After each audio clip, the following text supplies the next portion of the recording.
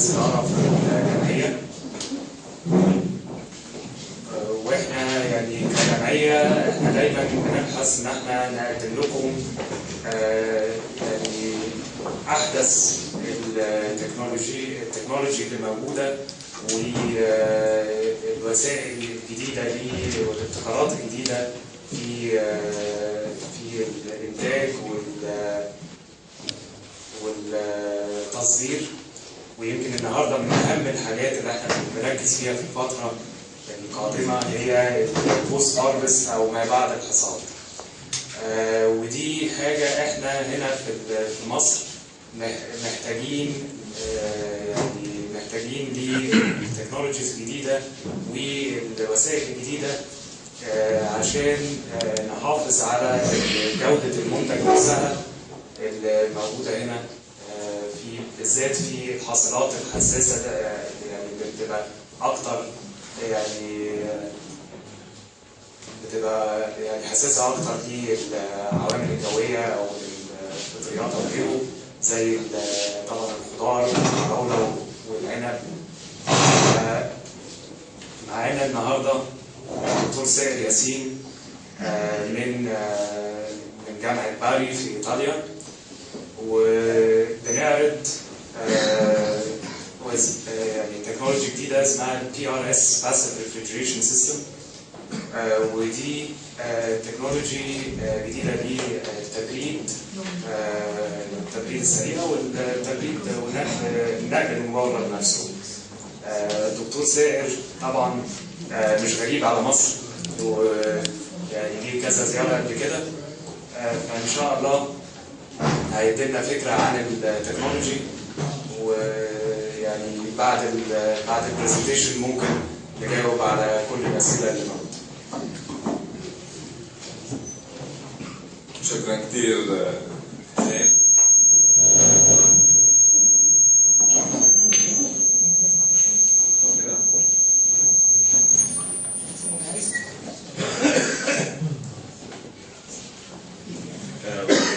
شكرا لمشاركتنا، شكرا اول شيء لهي اللي دعتني عشان المؤتمر ندوي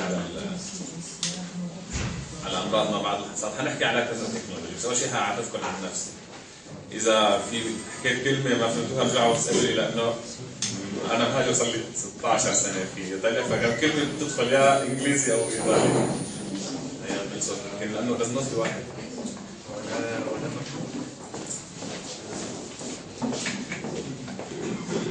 كده كويس؟ هنعمل اوكي. اسمي سائر ياسين، بشتغل في المعهد العالمي للدراسات العليا لبحر المتوسط. طبعا اذا بتعرفوا المعهد، انا بالاصل سوري طبعا. هلا خلال البرزنتيشن حتشوفوا في شغلات لها علاقه بالاصل، لانه احنا عندنا مشاكل بالاصل في انتاج كويس حتى في سوريا، بس ما بنعرفش نحفظه. بنخسر كميه هائله من الانتاج تبعنا توصل لحتى تتجاوز 50% بعد. لذلك كان اهتمامي لما بعد درست برا في ايطاليا انه ركز على هذا الموضوع. هحكي لكم اول شيء شو هو المعهد وين انا بشتغل. معهد حوض البحر الابيض المتوسط هو اسمه الإيام Istituto Agronomico Mediterraneo الايطالي، موجود في باري. هو بيتبع لمنظمه عالميه اسمها السيام، اللي شايفين الشعار بتاعها هو السيام. السيام هي منظمه تشمل 13 بلد من حوض المتوسط، منهم مصر. ضلوا 13 بلد من حوض المتوسط اجتمعوا مع بعض وقرروا انه يعملوا منظمه تسعى لنقل الريسيرش البحث الى الابلكيشن. يعني ناخذ موجود في كثير ناس بتعمل، في كثير ريسيرشر في الجامعات بينتجوا بحوث بس بتضل عندهم في الكاسيت تاعت المكتب في الجامعه، بس ما توصلش للحل. فكان هدف المنظمه دي انها تاخذ الريسيرش وتحطه في الابلكيشن وتساعد الناس. عشان في عندنا احنا بس بوست جرادويت يعني نعمل تدريس للمعهد بعد المتخرجين، بندرس الناس تعمل ماستر او دكتوراه في المعهد بتاعهم. في عندنا كميه هائله من الطلاب اللي درسوا المصريين، اخواننا المصريين تلاميذنا يعني عملوا دكتوراه وماستر، في منهم وصلوا وصاروا وزراء هنا في مصر يعني. الحمد لله يعني في تطور. اهداف المعهد بتاعنا هي من 3 اهداف اساسيه. اول واحد هو الاديوكيشن، لانه من الاديوكيشن بيبدا يعني التعليم. الهدف الثاني اللي هو ابلايند ريسيرش، نعمل ريسيرش نوت جاست فور ريسيرش يعني عشان نعمل بحث مش عشان نعرف البحث وبس، لا احنا نعمل ابلايند ريسيرش يعني هو ناخذ البحث للتنفيذ. شو هو المطلوب من الزراعه؟ هذا الهدف نعمل ريسيرش، مش نعملش ريسيرش انه نبحث عن الفيروس بتاع العشب اللي بترمي على طرف الطريق، لا. الهدف هو انه نوصل الى تنجبل ريزلتس، يعني له نتائج ممكن نمسكها باليد مباشره. كيف نقدر نعمل؟ عن طريق الكوبريشن. الكوبريشن في فاينانس ضخم بيجي عن طريق الكوبريشن سيستم، هي وزارات الخارجيه بتقدم المعونه. في عندنا مشاريع كبيره صارت من 2000 كانت مع شركه بتاعتكم تبع مرعي عشان السيرتيفيكيشن. كانت الشركه الرائده اللي عملت السيرتيفيكيشن فولنتري سيرتيفيكيشن to produce certified plant in Egypt كانت شركه مرعي. نحن من قليل وقت تعرفنا على شركه مرعي، لانه انتاج نباتات سليمه خاليه من الفيروسات وخاليه من الامراض هي الهدف الاساسي، انك تحصل على نباتات تنتج ثمار سليمه وكميه صحيه يعني. فكان بدها دفعه، هذه الدفعه كانت مقدمه من وزاره الخارجيه. المعهد تبعنا شايفين الخريطه هون موجود في جنوب ايطاليا، في مدينه اسمها باري، وله 4 فروع الاورجنايزيشن تبع السيام. الفرع في ايطاليا هو في باري، في فرع ثاني في اسبانيا في ساراكوزا، وفي واحد ثاني في فرنسا في مدينه مونبلييه. الاداره العامه للسيام موجوده في باريس هون. في فرع رابع في اليونان في مدينه خانيا. طبعا كل فرع له ديبارتمنت، له اهداف. الاهداف تبع الفرع في باري هو 3: لاند اند ووتر ريسورس مانجمنت. منذ بدايه المعهد 1962 اول مشاريع التعاون كانت مع مصر بوزاره الري المصريه، وانتجوا كميات كبيره من المشاريع والتنقيط والري بالصحراء. كانت كثير مشاريع هي اتعملت عن طريق المعهد. الديبارتمنت الثاني اللي انا بشتغل فيها هي الانتجريت بيست مانجمنت، اللي هي المكافحه المتكامله للافات، وفيها جزء خاص بالبوست هارفست اللي هي امراض بعد الحصاد. وفي اول ديبارتمنت على الزراعه العضويه لإقامة حوض متوسط كانت في المعهد عندنا الميديترينيان اورجانيك فارمينج. الاهداف اللي بنشتغل فيها كانتجريتد بيست مانجمنت نحن هي بالبدايه كانت عباره عن سيرتيفيكيشن بلان، تنتج نباتات سليمه، ننقل هذه المعلومات تبع سيرتيفايد بلانز لبلدان حوض المتوسط. بعدين عملنا مثل شبكه نتورك او شبكه لاعلان او تنبيه حوض المتوسط على الامراض الحجريه المهمه. وهذا اذا صار وقت خلال اللقاء هون حنحكي على تكنولوجي جديده. خلينا نحكي عن البوست هارفست. هلا بس انا اعطيكم مقدمه عامه عن الاكتيفيتي المشتغل يعني. مثل ما شفنا انه المشكله كبيره بالبوست هارفست هي اول شيء ناقص التكنولوجي. ما فيش تكنولوجي عشان نقدر نحفظ فور لونج تايم الفروت، خصوصي الفروت سريعه التلف. فالتكنولوجيا الموجوده هي فقط بيقولوا لها سلسله التبريد يعني.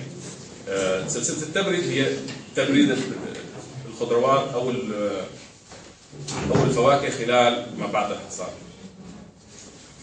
النقطه الثانيه هي الكونتامينيشن. الكونتامينيشن هي عم بيصيبهم يا فطريات او فطريات بتنتج توكسينات خلال فتره ما بعد الحصاد. طبعا هي مشكله اكبر من المشكله تبعت التلف، لانه اذا تلفت الفروت ورميناها اوكي، بس المشكله الثانيه احنا ما عم نشوفها تالفه، بس حيكون فيها تلوثات.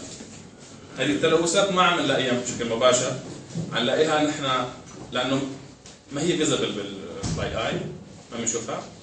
حتعمل مايكروتوكسينز، حتضل بالفروت، حتضل بالقمح، حتضل باي حاجه، وهذه المايكروتوكسينز حتعمل اكوموليشن ضمن جسمنا مع الزمن، حتتركب في الكبد او في الكليتين، حتسبب لنا في المستقبل لا سمح الله يعني سرطانات وامراض بتشوه الدنيا.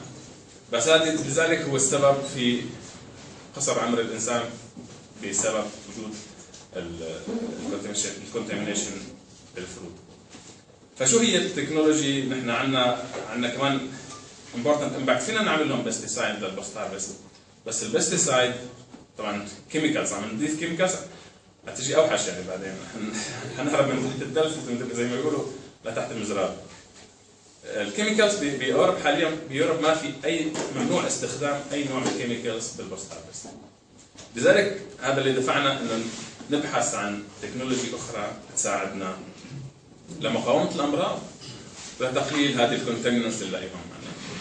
فمن خلال الريسيرش اللي عمل هي التكنولوجيا بدات العمل فيها من حوالي 10 او 15 سنه على الباسيف ريفريجريشن. بعدين اشتغلنا مش على الباسيف ريفريجريشن، اشتغلنا على الاوزون، كنا نحكي لكم عنه في النكست سكشن. الاوزون هو ما هو الا اكسجين، يعني اكسجين متحول بدل O2 هو الاكسجين حيصير O3. فتره حياته قصيره جدا من الاوزون، بيتحول من اكسجين من الهواء بصير اوزون وبعدين بيرجع اكسجين. بينما الباسيف ريفريجريشن وهي النقطه الاساسيه اللي حنحكي عليها اليوم هي تقنيه جديده. عاده التبريد بالباكينج هاوس بالمخازن او بالبرادات تبعنا الكونتينرز فيهم الشدير بيقولوا له او يونت اوف ريفريجريشن. الريفريجريشن يونت هي بتنتج هواء بارد وبتدفعه جوات سواء بالغرفه التبريد او سواء بالكونتينر.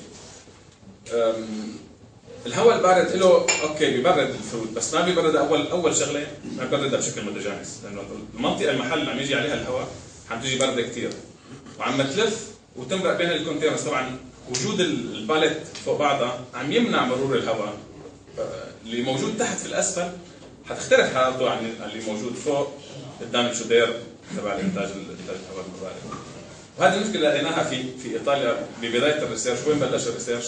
بلش انه الكونتينرز تبع الكرز اللي بيطلعوا من ايطاليا وبيروحوا البلدان الاخرى او بيجوا من تركيا لايطاليا، الباليت اللي جنب الريفرجريشن يونت بيتجمد، يعني وصلنا الكرز مجمد، وبينما اللي تحت في اسفل الكونتينرز ال 40 فيت ال 40 قدم حتلاقيهم معفنين.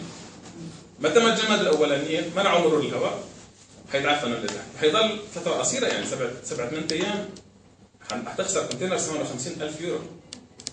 فالتكنولوجي اوكي هو هنا احسن تكنولوجي تبع الريفرجريشن كانوا تبع تيرمو كينج ولا اي شركه ثانيه، مش المشكله بالشركه، المشكله بالديفايس اتسلف. لما عم يمر الهواء المبرد هذا على السيرفس تبع الفروت، تخيلوا نحن لما نروح على الثلج او بيجينا هواء بارد على وجهنا شو بصير بالوجه تبعنا؟ نتاذى يعني، بمر هواء بارد على وجهه بحس حاله. نفس الشيء الفروت هي ما هي اوبجكت، هي حيه يعني بتزال حيه يعني كائنات حيه لانه فيها السيد وفيها الخلايا الحيه. لما يمر الهواء عليها وخصوصي بنلاحظه بالسلطه بنلاقي عندنا الانسلات لما يمر عليها الهواء وهواء بارد وجاف عم تيبس بسرعه. فلذلك كانت التكنولوجيا استخدام هذه هي طريقه جديده تبدا من فكره بسيطه جدا.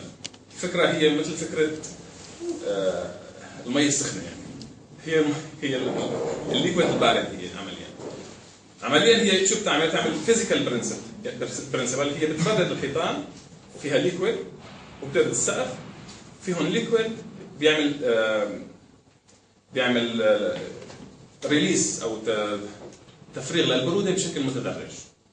بيعمل اكوموليشن يعني بيجمع البروده بهذه الحيطان او الاكوموليتر نحن بنقول لهم، ما بعرف شو اسمه بالعربي، او راديتر، وبيخليها تنتج بشكل مبرد بشكل متدرج. فممكن توصل الثيرمال ريفريجريشن هذه الاوتونومي الاوتونومي بقصد فيها انه الكونتينر بردناه في له ريفرجريشن يونت من هي الخارجيه مش متصله فيه، هو بيتصل بالكهرباء وبيعمل تبريد، بنعمل له كاريكا فوندو او تعبئه البرد ضمن الحيطان. 1 نايت بتكفي ل 40 قدم، يعني 1 نايت ليله واحده لل 40 قدم، وبيحتفظ فيها ممكن تصل ل 30 او حتى حاليا لانه عملوا لنا له مور ادفانسد ليكويد توصل ل 40 يوم. 40 يوم بدون كهرباء، بدون اي موتور، بدون اي ريفرجريشن، في على درجه 0 أو 1 0 أو 1 درجه، ممكن يضل بدون اي سورس اوف انرجي.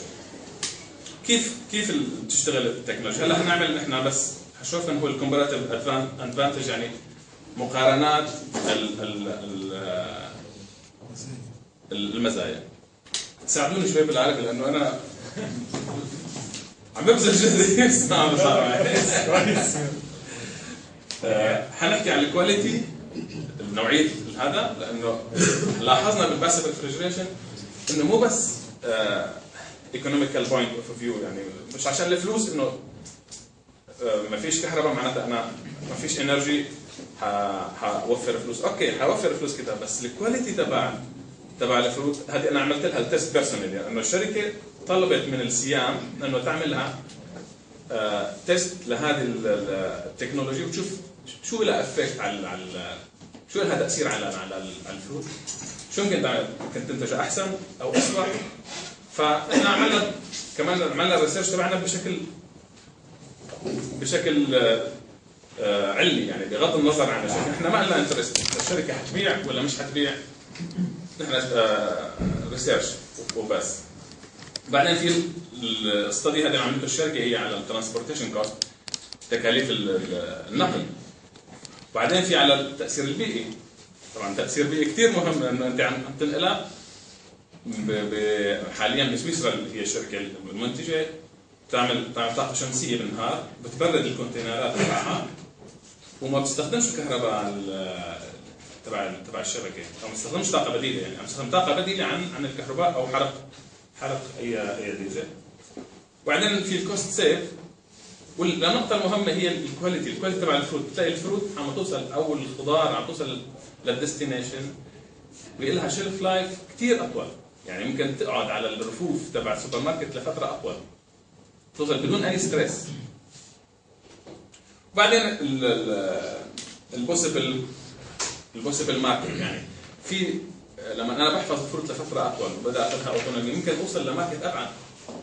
يعني التجربه اللي احنا عملناها مع كندا، بعثنا لهم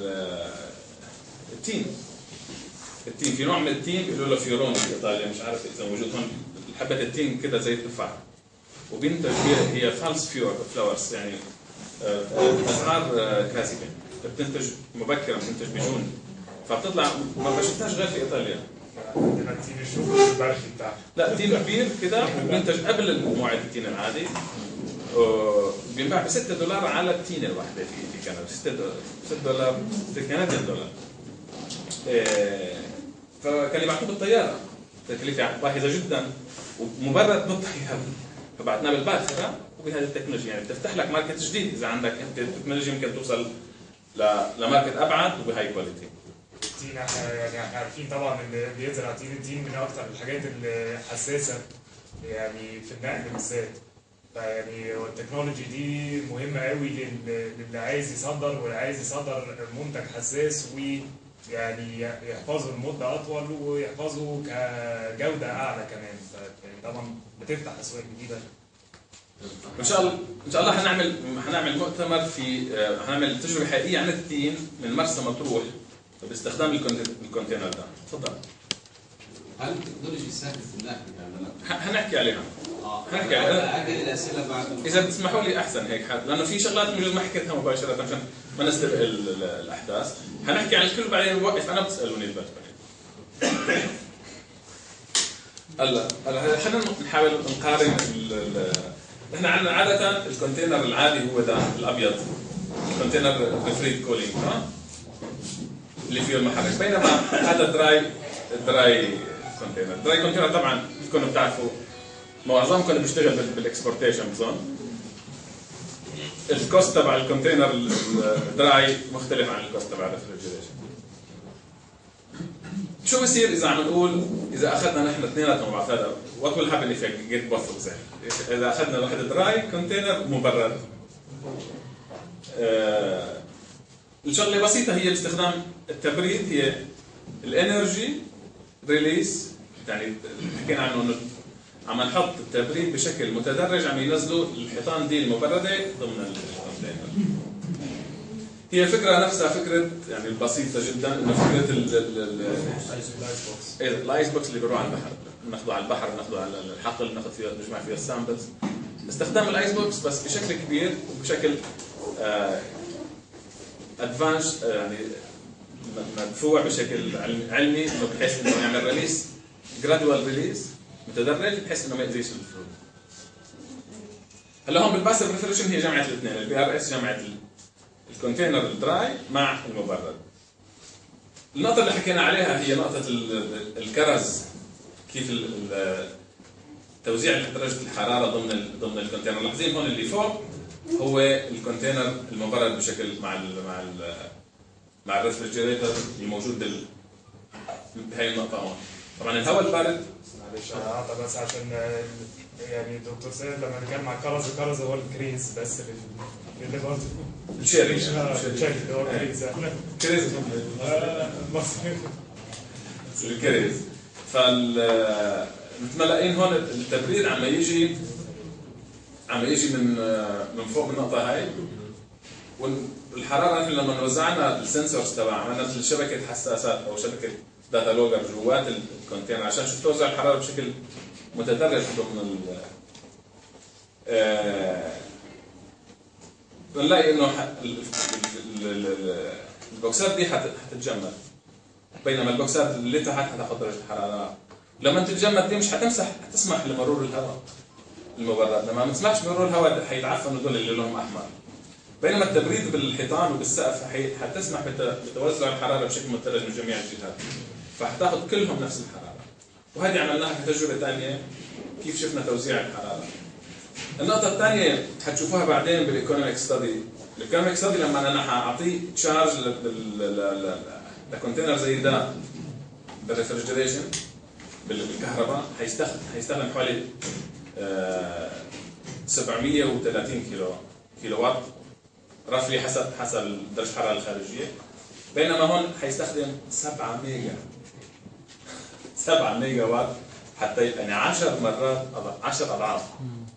10 هذه خلال عملناها خلال وان سايكل. نقلنا الفروت من الكسندريا لروتردام.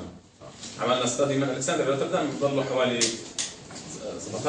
17 يوم بظن او 19 حنلاقي الاستدي في عندنا استدي ايكونوميك ستدي موجوده بالتفاصيل كل بند وكم كانت التكلفه وكم كانت الكيلووات المستخدمين، لانه واجهنا مشاكل انه ما حدش يعطيك الكونسامشن الحقيقي لريفرجريتد. هذه داتا كثير صعب نحصل عليها، وبالاخير قدرنا نحصل عليها. يعني كان في مشكله انه حدش بيعطيك الوراق الخيبه بتاعته. في له ديفرنت سايز الكونتينر، في سايز صغير، في سايز كبير.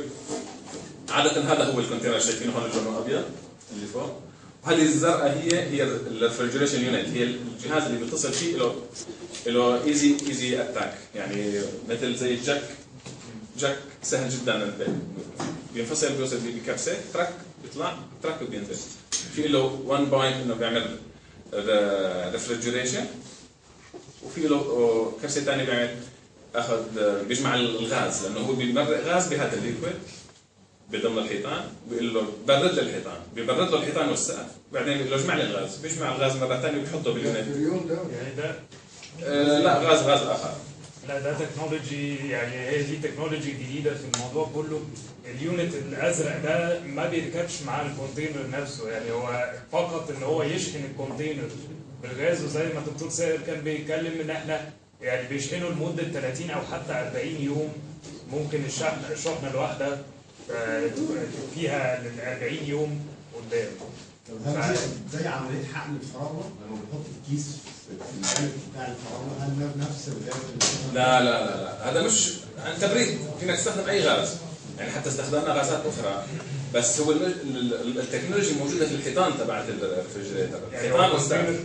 الكونتينر لازم يكون مصنع من الشركه اللي هو بيتكلموا عليها دي كونتينرات، وطبعا دي تكنولوجي جديده لسه معموله من سنه او سنتين، فهم لسه دي هتبتدي تبقى موجوده في يعني لشركات الشحن او غيره في وقت قريب، بس يعني طبعا الكنترولات العاديه بتاعتهم لا مش كونتينرات عاديه، بتبقى كونتينرات متصنعه بس احنا مصنعه لهذه التكنولوجيا، مصنعه لهذه التكنولوجيا بالظبط. فيها في الحيطان بتاعتها فيها الريفرجريشن يونت، هي الريفرجريشن حتنوصل كلها، يعني انت مش حتشوف شيء من برا ولا من جوا، حتلاقيها كلها زي السندوتش بن اللي هي العاديه اكزاكتلي، بس الحيطان بتاعها اسمك بشوي من الحيطان العاديه. الحيطان العاديه تبعت الكونتينر النورمال، وفي لها تيوب من ورا ممكن تعملوا اتاك مع اليونت الزرقاء دي، بيعملوا اتاك معها، بتشغلها بتاخذ تستخدم كهرباء، فبتبرد الحيطان والسقف اوفر نايت كل الليل، بتصير جاهزه لحتى للنقل، فيك تعبيها فروت وتعبيها اي حاجه وتنتقل. الحلو بالكونتينر دي انك فيك تعبيها حتى في الحقل، ممكن تروح على الحقل وتعبي الفروت، تعمل باكينج في الحقل تعبيها وتمرق من الحقل الى الفاينل ديستنيشن، ما تمرقش باي باكينج هاوس، ما تمرقش بالمجازين، ما تمرقش باي مكان اخر.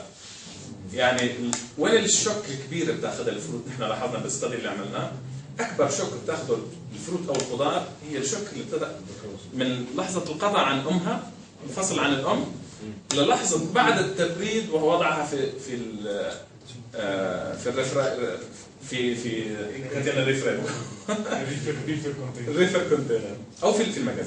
تفضل حضرتك. بالنسبه اللي هي بتساعد الهارفست او الحصاد بالطريقه العاديه بيفقد قد ايه من البنفيت بتاعت الفلوس؟ الكواليتي ولا تبع الوزن؟ في اثنين.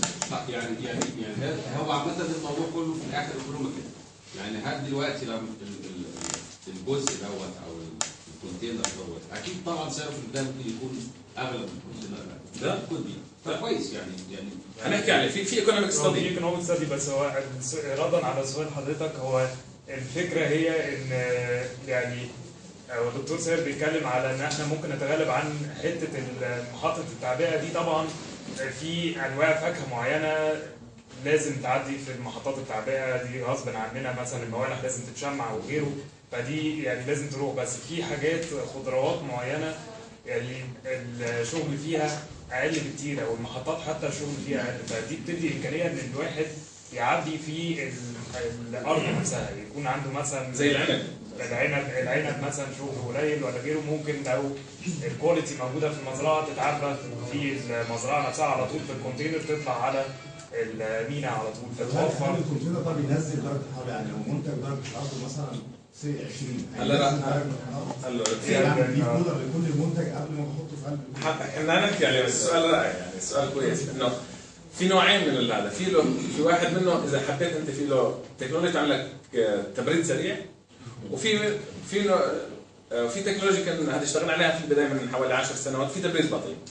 فلقينا انه التبريد السريع بيعمل الاثر العكسي له، يعني التبريد السريع ليش بيعملوا؟ كانوا بالاصل بالعنب كانوا يعملوا في هذه الغرفه الكبيره اللي فيها كميه هائله عشان تنزل الحراره من 30 درجه او 40 درجه للبرودكت لتنزله ل 4 درجات. يعمل انهبيشن للبكتيريا، يعني التبريد السريع عشان يعمل انهبيشن لاي بكتيريا بروسبيكس. ده كان اللوجيك. لا، هي مشان الوصول على حراره بارده بسرعه مشان ما ياثروا على البرودكت، بس نحن عملنا المقارنه لقينا انه التبريد البطيء ولو انه بضل عده ساعات ولو ضل انه 12 ساعه حيعطي ادفانتج احسن، لانه النبات او الخلايا تبع النبات نفسها مش عم تاخذ ستريس، حتى انت ولو سخنتها بشكل كبير او بردتها بشكل سريع حبه العنب نفسها حتاخذ ستريس، بينما اذا تعطيها البروده بالهدف فهي حتعمل اكليماتيزيشن لوحدها وحتنتج انزيمات منها من جوات الحبه نفسها. هذه الانزيمات الباثوجين ريليتد انزيم، هذه الانزيمات هي حتساعدها انه تكون مور ريزيستنس على الباثوجينز بالمستقبل. هذا الاستادي اللي عملناها على العنب على الكريز. فلقينا انه التبريد البطيء احسن من التبريد السريع. لا اذا عندك يعني في هذه الحاله انا عندي يعني، فلما انا عم اعبيه في الحقل ولو الحراره 40 خلال خلال 12 ساعه الحراره حتنزل في قلب الكونتينر، في السنتر بتاعه حتنزل الحراره. لما حطينا الداتا لوجر جواته لقينا انه الحراره بتنزل للدرجه اللي احنا بدنا اياها ولو انه كان بطيء. هل الزرع اللي جنب الحيطان الممرضه ديت ما يتعرضش لدرجه حراره اقل من العمر؟ لا هلا حنشوفها بالسنسورز اللي حطينا. عملنا شبكه نحن شبكه هوريزونتال وشبكه فيرتيكال جوات هذا، حطينا سنسورز كده وسنسورز كده وشفنا الحراره كيف بس حطيناها جوات الكاسيتات يعني. وبعدين جمعنا الداتا لوجر وشفنا الحراره، توزيع الحراره في فرق بينهم نص درجه او درجه، مش فرق كبير. بالنسبه عمليه شحن الازاز بتبدا قبل المنتج، قبل ما نحط المنتج في البوابات ولا طبعا. هو هيبان لو نستمر كده في البرزنتيشن هيبان الخطوات دي كلها. ممكن نجمع الاسئله. فينا لازم نعمل هلا في ديفرنت سايز، عاملين سايز احجام مختلفه يعني، عاملينه كحجم صغير بيركب على عربيه النقل الصغيره، واحجام صغيره زي البراد عاملينه قدروا يستخدموه تبع المنتجات الحيوانيه للفاشنز واللي عندهم بيعملوا لها بتطول حياتها، وعشان البرادات للحمه تبع نقل اللحوم والفراريق والحاجات دي بينقلوها بالبرادات هي لانه ما بدها انرجي كبيره. هي التكنولوجيا بدات بالبدايه كمان عشان ياخذوها يحفظوا الخضار والفواكه بمحطات البترول الموجوده في البحر.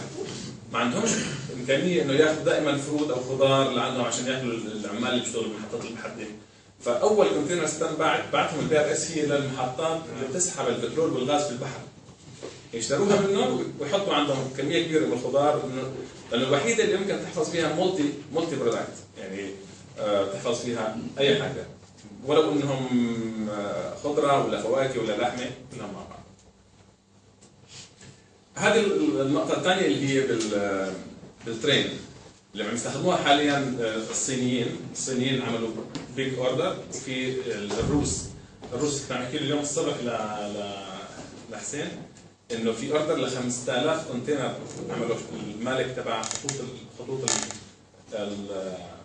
خطوط الترين الروسي، عمل اوردر ل 5000 كونتينر عشان بده يستبدل كل الكونتينرات المبرده اللي عنده بالكونتينرات تبع الباسيف ريفريجريشن، لانه ما بدوش بينزل كميه هائله من الاستهلاك التبريد.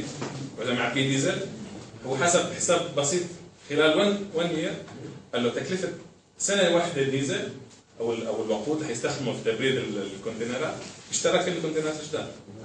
قال له السنه هي مش حادفع تكاليف البنزين. يعني دي بتوضح يعني التكنولوجي مش بس تكنولوجي وريسيرش فقط، لا دي ابتدت يعني دلوقتي الناس بيستعملوها حتى في الشغل بتاعهم، وده الامل ان احنا نقدر ندخل تكنولوجي زي دي هنا في مصر، وده ان شاء الله هيحصل في الاشهر اللي جايه.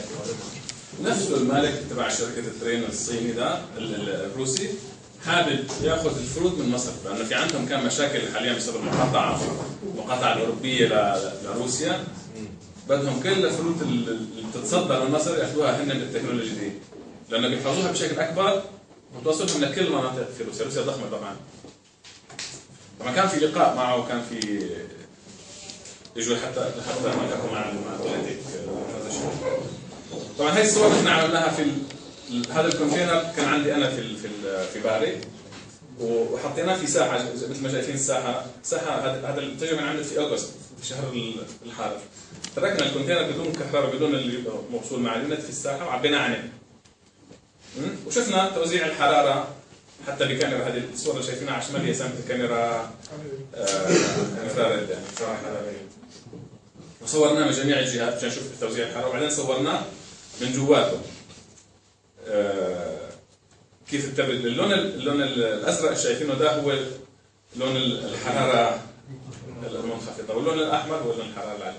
ولو انه الحراره فوق شايفينها لونها احمر دي حوالي 50 درجه واصله مثل ما شايفين على اليمين. اللي جوا حرارته بارده جدا، ولما نحن نعبيه هلا كده كيف عمليه التبريد ملاقين الحيطان دي هي الحيطان اللي حكينا عنها مع الاخ هنيك، انه الحيطان سميكه شوي بفرقها عن الحيطان الاخرى، بس بتبرد الحيطان دي ولما تحط فيها الفرود هو معبى كده صار لونه اخضر. بعدين لما اللون الاخضر هو طبعا الحراره اعلى بشوي، وبعدين لما بردناه صار كله لونه ازرق. هلا هون نحن كيف وزعنا السنسورز عشان نشوف انه التبريد عن الحيطان ولا بالسنتر ولا فوق ولا تحت، وشفنا الحراره بتوزيع الحراره بكل هذه النقاط. حتلاقي انه بعد ما فصلناه عن الكهرباء، هون هذه التجربه اذا مكتوب بشكل صغير هون ما شايفينه انتم، هون هذه 19 سبتمبر وهذه النهايه في 10 اكتوبر. هذا هون لقينا هون بعد ما فتحنا الباب وطلعنا الفروت منه، الحراره والرطوبه طبعا عملت زي لما طلعنا السنسور، نحن السنسور بيسجل الحراره تبعيته، متى ما طلعته لبرا سجل الحراره تبع الجو الخارجي، ارتفعت الحراره لدرجات عاليه. شايفين الحراره هون اللون الاحمر وصلت ل 30 درجه. اسوينا خلال فتره التبريد باول ما عبينا الفروت نزلت الحراره من 5 درجات، بعدين وصلت لحوالي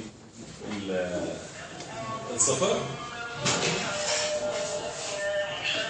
وبعدين انتقلت هيك لحتى نهايه التبريد. مع هذه البيكات الصغيره هي نحن كل مره اخذناها منها سامبلز، هذول شايفين الفتحات دي تك تك تك، لانه نحن كنا نفتح كل مره وناخذ سامبلز فتحنا حوالي 4 أو 5 مرات، مش شايفين 1 2 3 4 مرات فتحنا بعد 26 سبتمبر. هو عمليا ما بينفتح الكونتينر، بس نحن فتحناه عشان نشوف اذا اجت الكورنتاين او اجى بالعمليات النقل واحد بالحجر او كذا شو بالجانا كسر حجر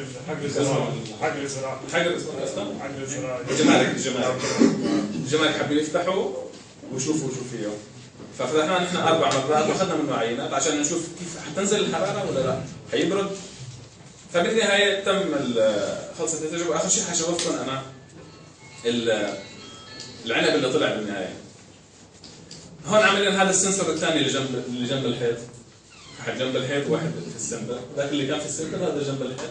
البوزيشن 2 البوزيشن 2 عندنا بوزيشن 2 لا اللي فوق، والبوزيشن 1 والبوزيشن 3 اللي جنب الباب.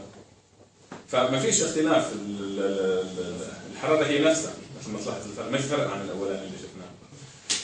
الصوره اللي شايفينها هون هو البرتو جيراد الانجينير المهندس اللي عمل المخترع تبع العمليه.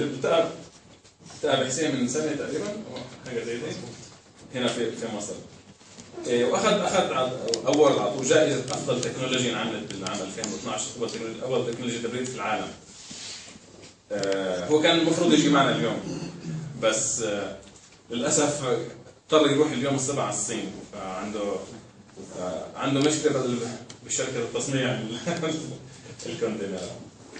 هون عملنا تلخيص بس صغير للفرق بين العمليتين. اذا عندنا بس ريفريجريشن تبريد، مش عارف شو لازم نسميها بالعربي، تبريد سلبي، تبريد سلبي. اذا قلنا تبريد سلبي تطلع كلمه سيئه فلذلك بنسميها بس ريفريجريشن وبس. هذيك اسمها اكتيف ريفريجريشن. الاكتيف ريفريجريشن انا بتنتج لك هواء بارد. العمليه بسيطه، انه هون ما عندك كل هذه البساج الاخرى، عمليه الووترنج وعمليه البروسيسنج. هذه الووترنج ممكن يكون وممكن ما يكونش، ممكن عندك البروسيس اند باكينج 2 تايمز، يعني لازم احنا ناخذهم بعد يجوا بالحقل بكونتينرات بيروحوا على المجازين لازم يعملوا مره ثانيه في حاله نسيسيتي. بس الكريسب مش بارد، مثلا لازم يعملوا واشنج بالووتر، ولازم يعملوا جراديشن. بينما في بعض الخضار والفواكه ما بتمرش خالص على المخزن، زي العنب ممكن يعمل في الحقل ويروح للفاينل ديستنيشن. كنا عم نحكي من قبل على الشوك الكبيره اللي بياخذها المحصول لما بينفصل عن امه لحتى يوصل لمرحله التبريد، مثل الطفل. يعني هذا من اخذ تشبيه كثير بعيد، بس فينا نقربه شوي لاذهاننا بهذه الطريقه، انه لما انفصل الولد عن امه وتركناه لمده 6-7 ساعات وبعدين حتى حطيناه في الحضانه، ففرق كبير لما نسبه حياته قليله حتكون. بينما اذا اخذنا الطفل فصلناه عن امه اللي هو الخضار او الثمره وحطيناه دايركتلي في الحضانه، لانه احنا لاحظنا معظم الخضروات اللي بتنتقل من الحقل الى المخزن الباكينج بتنتقل في تراك كبير، وعاده تحت اشعه الشمس. وعاده فيها كاسيتات خيبه معموله من ساعه في النخيل او حاجه زي دي. لما بتوصل على المخزن اوريدي 10 او 15 اذا ما قلنا اكثر بالمية حتى انبار. فنحن ليش؟ ما هو كان البرودكت على امه كان كثير كويس، ليش حتى ارمي انا نسبه الخساره؟ لا، اذا بعمل باكينج في الهاوس وبحطه عندي المخزن في حقه. ولو انه بدي اعمل له ريباكينج مره ثانيه في هذا، بس انا ما عملتلوش هيدي الشك الكبيره اللي مش حيحس فيها مباشره. نحن ولو رمينا قطعه كميه منه فيزبل، رمينا كميه، بس الكواليتي تبع البقايا حتكون اقل. حنعرفها اذا قسنا نحن الهاردنس والشوجر كونتنت والانزيم كونتنت. اذا شفنا المعلومات دي جوات الفروت حنعرف انه عن جد اذا انا حطيتهم دايركتلي في التبريد مباشره حاخذ الكواليتي احسن. في سؤال، حضرتك الكرتون بتاع التصدير بيبقى فيه معامل رطوبه عشان الرطوبه اللي تحصل من التبريد، هل ده بيسيب رطوبه زي التبريد العادي؟ لا، هذا حيسيب رطوبه اعلى.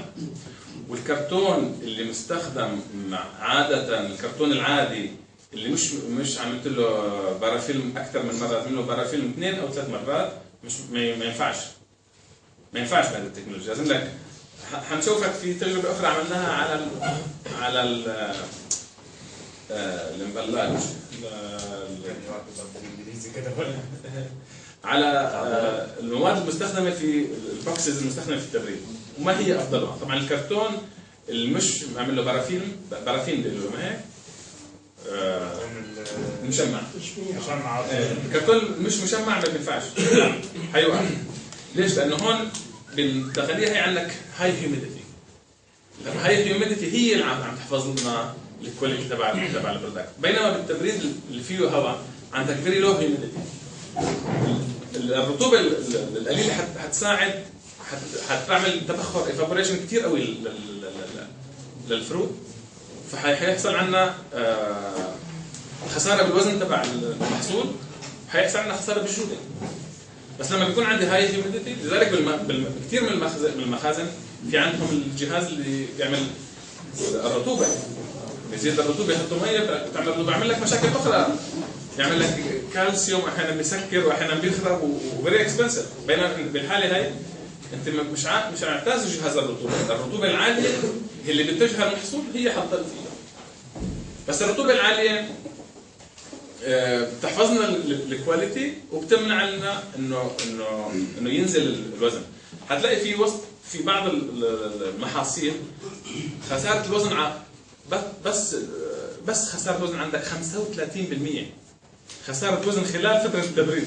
عملنا تجربه في المشروم، هنشوفها في المشروم في البلورودوس 35% بالوزن فقط، فرق بين نفس البوكسز اللي عملناها بالريفريجريشن العادي وبالريفريجريشن الباسيف. بالنسبه للمقنعات اللي شفناها قبل الصوره دي، الواضح ان في كل عمليه فتح درجه الحراره بتاعنا ما بتنزلش تاني. طبعا. طيب احنا في الحقل، بس اذا لاحظت انت قديش عم تعلى 0.2، اذا هذه كلها من هون لهون هي 5 درجات. كم وقت الفرق؟ من هنا لهنا هي 5 درجات. الوقت اللي فرق فيه يعني عباره عن نص درجه او ربع درجه. السبايك بتطلع وما بتنزلش في تاني. الحقل هل انا عاقل كونتينر مره واحده واقفل؟ وطبعا مستحب ان انت ما تقدرش تفتح وتقفل فيها. انهي حقل هيقدر يديني مثلا 40 بليته او 20 بليته في وقت واحد؟ هذه المشكله، هركن زرع كتير على ما ادخله الكونتينر، فحرارته هتعلى بالذات في العنب الشحن البحري. انا بلف باكياس وحاجات عشان احافظ على رطوبته.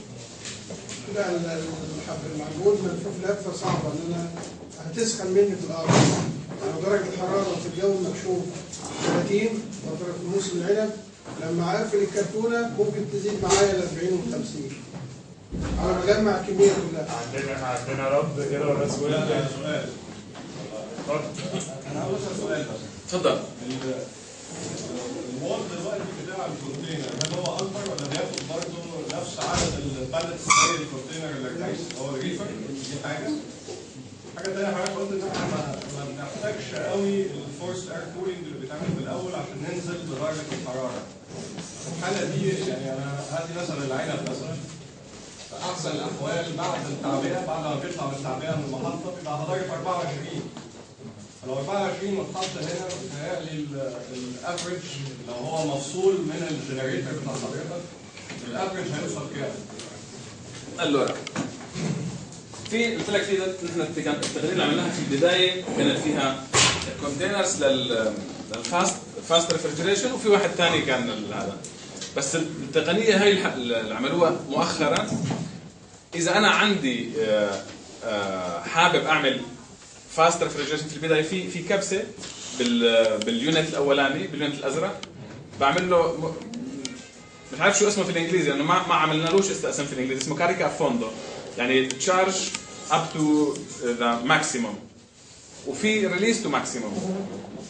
فينا نعمل له ريليز تو ماكسيموم في البدايه انه ينزل كل شيء عنده في البدايه لمده محدده وبعدين يمشي جرادوال. فينك تعملها مش انه مش موجوده بس نحن فضلنا انه ما نعملهاش لانه شفنا الكواليتي بيحصل يعني فكره فري كولينج في الكونتينر نفسه يعني هو ممكن يا اما تنزل درجه الحراره بسرعه يا اما تنزلها على مراحل. ممكن تعملها بس نوت ريكومندد از وي ريكومندد.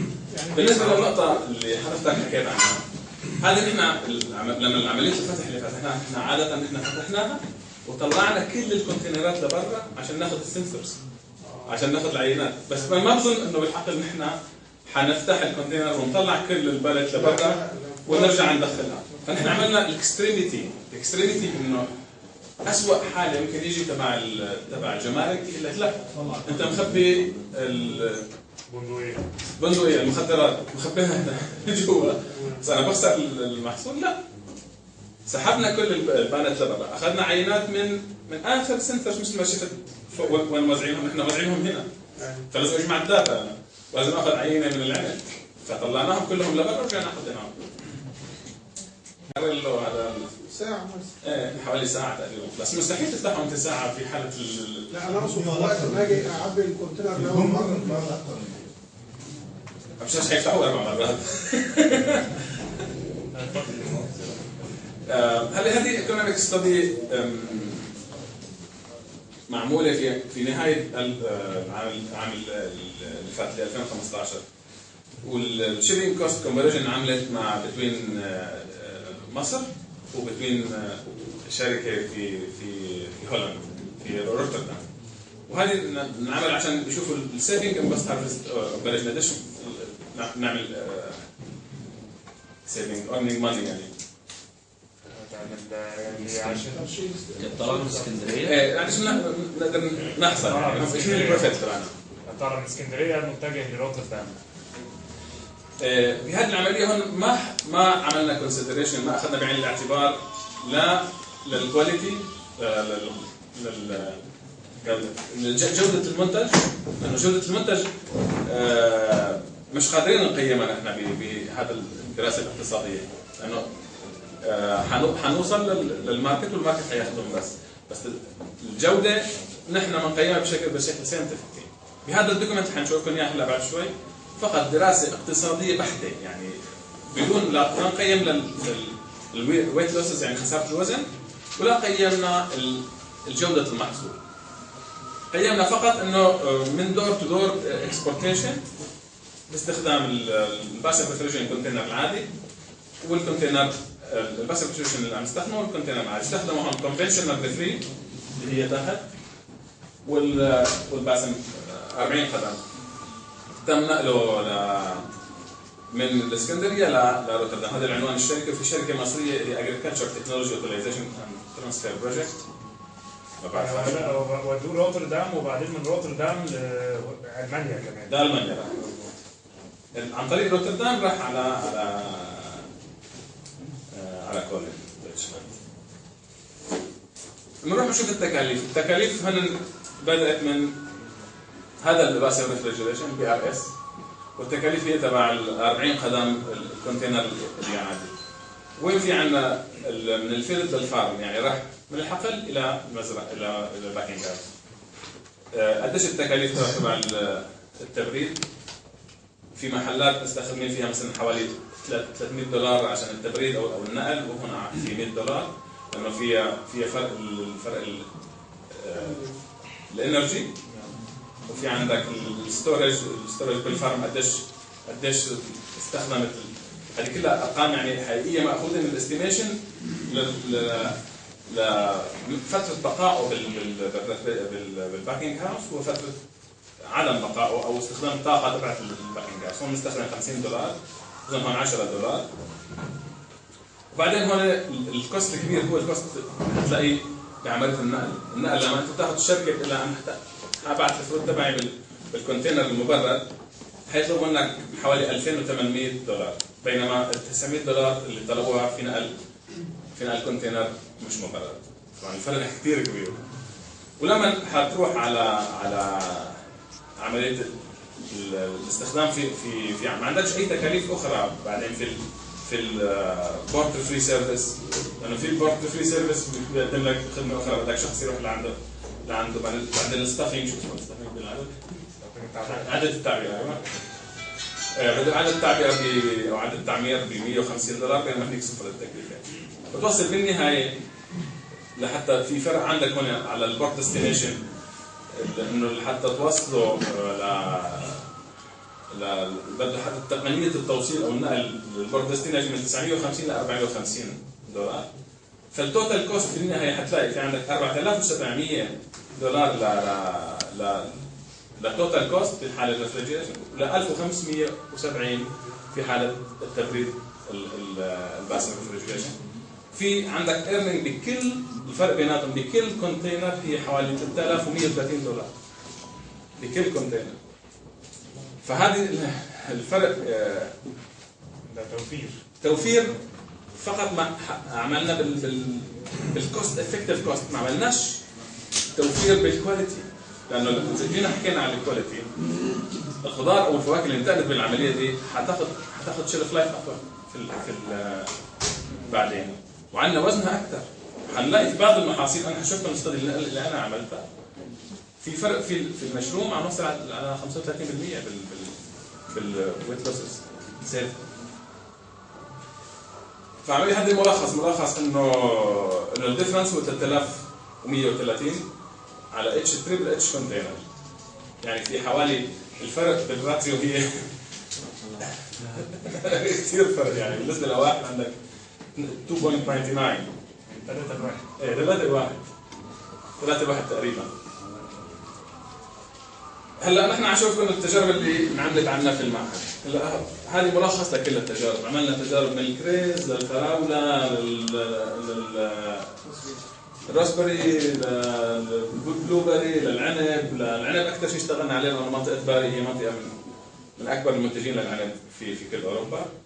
على التفاح، بعدين على التين، الفيروني هن هذول الفيروني هلا نشوفهم بشكل افضل، وعلى البرتقال. اذا شفنا الشيري هون عملنا تجربه بالكرز، الفرق بيناتهم بعد 14 يوم. ده محفوظ بعد 14 يوم بالباسيف ريفري مع وزاره الاوزون. هذه مع الاوزون نحن حاولنا ندخل حتى الاوزون كعامل. الاوزون بتعرفوا شو هو اللي حكينا عنه من شوي، اللي هو الاكسجين. هون عندنا المشمش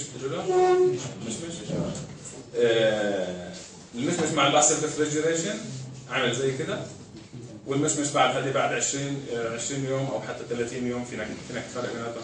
يعني بعد 20 يوم بالكونفشنال ريفريجريشن كان كده، بعد 30 يوم ممكن ترميه. بعد 30 يوم كان ممكن ينباع، كان ممكن يروح على السوق مره اخرى. يعني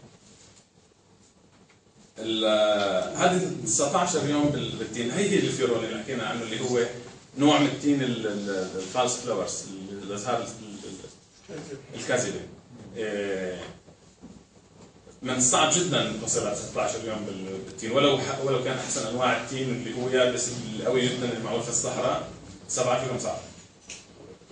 فالحاله العاديه هو هذا مثل ما شايفين في كثير واضح عندكم بالصوره الفرق بيناتهم. هذه الخوخ كان اكثر شيء لاحظنا التاثير عليه بالخوخ، لانه له هارد ستراكشر ممكن يوصل لفتره اطول. هذه التجربه عملناها ب 20 يوم، بس كفينا بالباسف هون حتى وصلنا ل 30 يوم. 30 يوم ما كان عنده اي مشكله الخوخ، لانه بهيك حالات لما الكواليتي كثير كويسه، اذا بده يوصل للايام اكبر واطول بدي ابعثه ل 30 يوم. اذا ضفت عليه وجود الاوزون بيساعدني. ليش؟ الاوزون اللي حنحكي عنه بعد شوي هو مو بس بيقتل الباثوجينز الموجودين، لانه هو له تاثير على الفنجاي والبكتيريا الموجوده ضمن الباكينج هاوس. له تاثير اخر انه بيعمل ديجراديشن او تحليل للإيثيلين. الإيثيلين هو البروموتر تبع الماتوريشن، بيساعد بتوضيح بس النقطه دي. والدكتور زاهر بيتكلم على 2 تكنولوجي مختلفين. هو في الباسيف ريفريجريشن اللي هو التبريد، بعدين في استخدام الاوزون، ودي دي تكنولوجي اخرى. هم عملوا طبعا في كتجربه استخدموا الاثنين مع بعض، الاوزون والباسيف ريفريجريشن. دي الباسيف ريفريجريشن لوحدها قصاد استعمال الاوزون كمان بيحافظ اكتر. فيعني لو الاثنين دول تستعملوا في نفس الوقت بيديك نتيجه افضل. اتفضل. طلع حضرتك الايام بتاعت 19 يوم دول من اول الرايفل بتاع الحاجه، من اول الرايفل بتاع اول ريفرجريت الريفر دي البلد ده، بتشوف تاثيرها بعد كده بعد الترم بعد الفتح تقعد تشيل طيب قد ايه عند العميل في السوبر ماركت، ولا ديت مش محسوبه لمجرد ان هو الحفظ تحت الطريقه البسم او الحفظ تحت الطريقه اللي هي عملنا حنشوف كمان في تجارب اخرى. هنا بكل هي التجارب عملنا نحن 7 دايز شيلف لايف مع 23 درجه بكل التجارب دي. هو بيستوضح بس ال 20 يوم دولت، ال 20 يوم ال 20 يوم فقط في الكونتينر. في تجارب اخرى حنشوفك اياها بعدين، انه كيف عملنا بال 7 دايز على 23 درجه بعد هذا، وشوف الديجراديشن، لانه هنيك بيقولوا مربط الفرس. الكيرف عامل ازاي؟ اكزاكتلي. الكيرف عامل ازاي؟ حتلاقي الفروت اللي انحفظت بالعادي حتعمل ديجراديشن بسرعه، بينما الفروت اللي مع الباسيف ريفريجريشن حتطول اكثر على الفروت. هاي التجربه يعني واحده من التجارب الرائده، يعني لانه ما بعرف اذا ملاحظين شو هن انواع الاتصالات الموجودين هون. حضرتكم شغلوا على الاتصالات، شغلوا بس على الهورتيكالتشر. لا السلطه جزء من شغلنا. هذه الروكولا بنقولها نحن او الجرجير، وهذا البيبي ليف. البيبي ليف هو يعني فيري سنسيتيف، يعني اذا قدرنا نحفظ البيبي ليف ل 22 يوم معناتها نحن وصلنا للمريخ. ال 22 يوم نفس الكاسيتات. نحن جبنا الكاسيتات مغلقين عشان نعمل بلند تيست. عملنا تيست بلند انه مغلق اعمى، لازم نعرف عن جد الحقائق. والتجربه هنا عملتها الشركه اللي بتنتج الخضار، مش اللي نحن عملناها، لانه هن اخر شيء اشتروا غيروا كل السيستم تبع السيلز اللي عندهم شركه موجوده بفيرونا. غيروا كل السيستم تبع التبريد وحطوا كل غرف التبريد بالباسيف ريفريجريشن. وبعثنا اول كونتينر لدبي. اول مره تنبعت السلطه الايطاليه لدبي بالكونتينر تبع الباسيف ريفريجريشن، ما صدقوش انها جاي من دبي. لانه تحفظ الروكولا الجرجير تحفظه 22 يوم، يعني مستحيل تقريبا. العمليه هي حقيقه يعني مش كذب. لانه نحن بصراحه ما توقعناش نوصل 22 يوم، انه نوصل على 10 او 15، بس 22 وصلنا عليهم. والخضار كانت عامله زي كده، يعني ورقه الجرجير بتعملها كده تنكسر بعد 22 يوم. هذه ورقه الجرجير اذا تركتها في البراد عندك يومين تتني، بعد يومين تتني بتصير رخوه يعني. بس وين النقطه انه لما جمعناها جمعوا دايركتلي راحوا على الباكينج هاوس. هون استخدمنا كمان نقطه كثير كميه قليله من الاوزون، بس لقينا انه مش very 100% necessary، يمكن يكون without. نسبة الأوزون اللي حضرتك بتحطها بتحددها على أساس إيه وبتضاف في الجهاز الأزرق اللي في الأول ده وهو بيشتغل؟ لا الأوزون شغله، لا هلا بنحكي عنه تقولي الأوزون أنا عم بحكي عنه بس عم بخطأ يعني بحكي عنه بس ما بحكيش عنه دلوقتي لأنه في له سكشن لواحد. طبعا هذه الخضار اللي محطوطة بالفنتيليتد ده العادي. التبريد الطبيعي العادي شايفين كانوا بينكسروا، بس بينكسروا مش بينكسروا لانه فريش، بينكسروا لانه صاروا يابسين، صاروا زي الملوخيه اليابسه يعني. بالضبط. تفضل. هل ممكن استخدام التقنيه ديت في عمل السندات المنزليه؟ لسه ما وصلنا. لسه ما وصلنا. حتوصل وين داي حنوصل يعني بس كيف بدري. هذا الشيكوري اللي عندنا انا ما اعرفش ده زي راديكيو برافو. راديكيو ما اعرفش احنا بنسميه كروم احمر ولا رادش. هون كمان عملنا تجربه عليه، قطعناهم عشان نشوف تاثيرها، كانوا برتقال عشان نشوف كفي. هذا الكاردونشيلو هو نوع من الفطريات الغاليه جدا، يعني يوصل 8 كيلو. 10 غرام بس شو الفطريات معناها ان احنا ده 10 غرام هو لو برايس فنجاي. في اسئله ورا اذا سمحتوا؟ مش سامعين؟ طيب هيك كده احسن؟ اوكي. عم نحكي على الفطر. الفطر هو هذا الكاردونشيلو هو نوع من انواع الفطريات اللي لقيتها بالفروت اللي هو اكسبنسيف يعني غالي. بيوصل ثمن الكيلو حوالي 13 يورو من الكاردونشيلو. لذلك عملنا عليه تجربه عشان نشوف الفرق هنعرف انه في فرق كثير بالوزن. كلمة كالو بيزو هي انخفاض الوزن. انخفاض الوزن هذه راكولتا هي هارفستنج يعني حصاد. واحد اسبوع واحد، بعد اسبوعين هذه بالباسل ريفريجريشن وهذه كونفنشنال ريفريجريشن. هتلاقوا خلال بعد اسبوع حصل عندنا خسارة بال5% من الوزن بالباسل ريفريجريشن، صار عندنا خسارة 19% بالكونفنشن. بعد اسبوعين صار عندنا خسارة 10% بينما هون 34%. بس بعد اسبوعين البرودكت هون من الاسبوع الاول الكاردونشيلو ما عادش قابل لينزل على الماركت، صار للرمي لانه نسبة المية اللي جواته على التبريد اللي بالهواء، بينما هم بعد اسبوعين انا قابل اخذه على السوق مرة اخرى. هذا بالنسبة للباسل ريفريجريشن. فهلا حننتقل على الاوزون. فاذا عندكم اسئله على الباسل ريفريجريشن لوحدها ممكن ناخذ اسئله هلا عنها وبعدين ننتقل للاوزون مثل ما حبيتوا. الوحده دي بتكون موجوده عند كل مصدر ولا الوحده دي بتكون تابعه للشركه وهو بيعمل فيها عمليه التبريد؟ اي وحده قصدك الزرقاء؟ لا بيتكلم يعني على الكونتينر نفسه، يعني هنا الوحده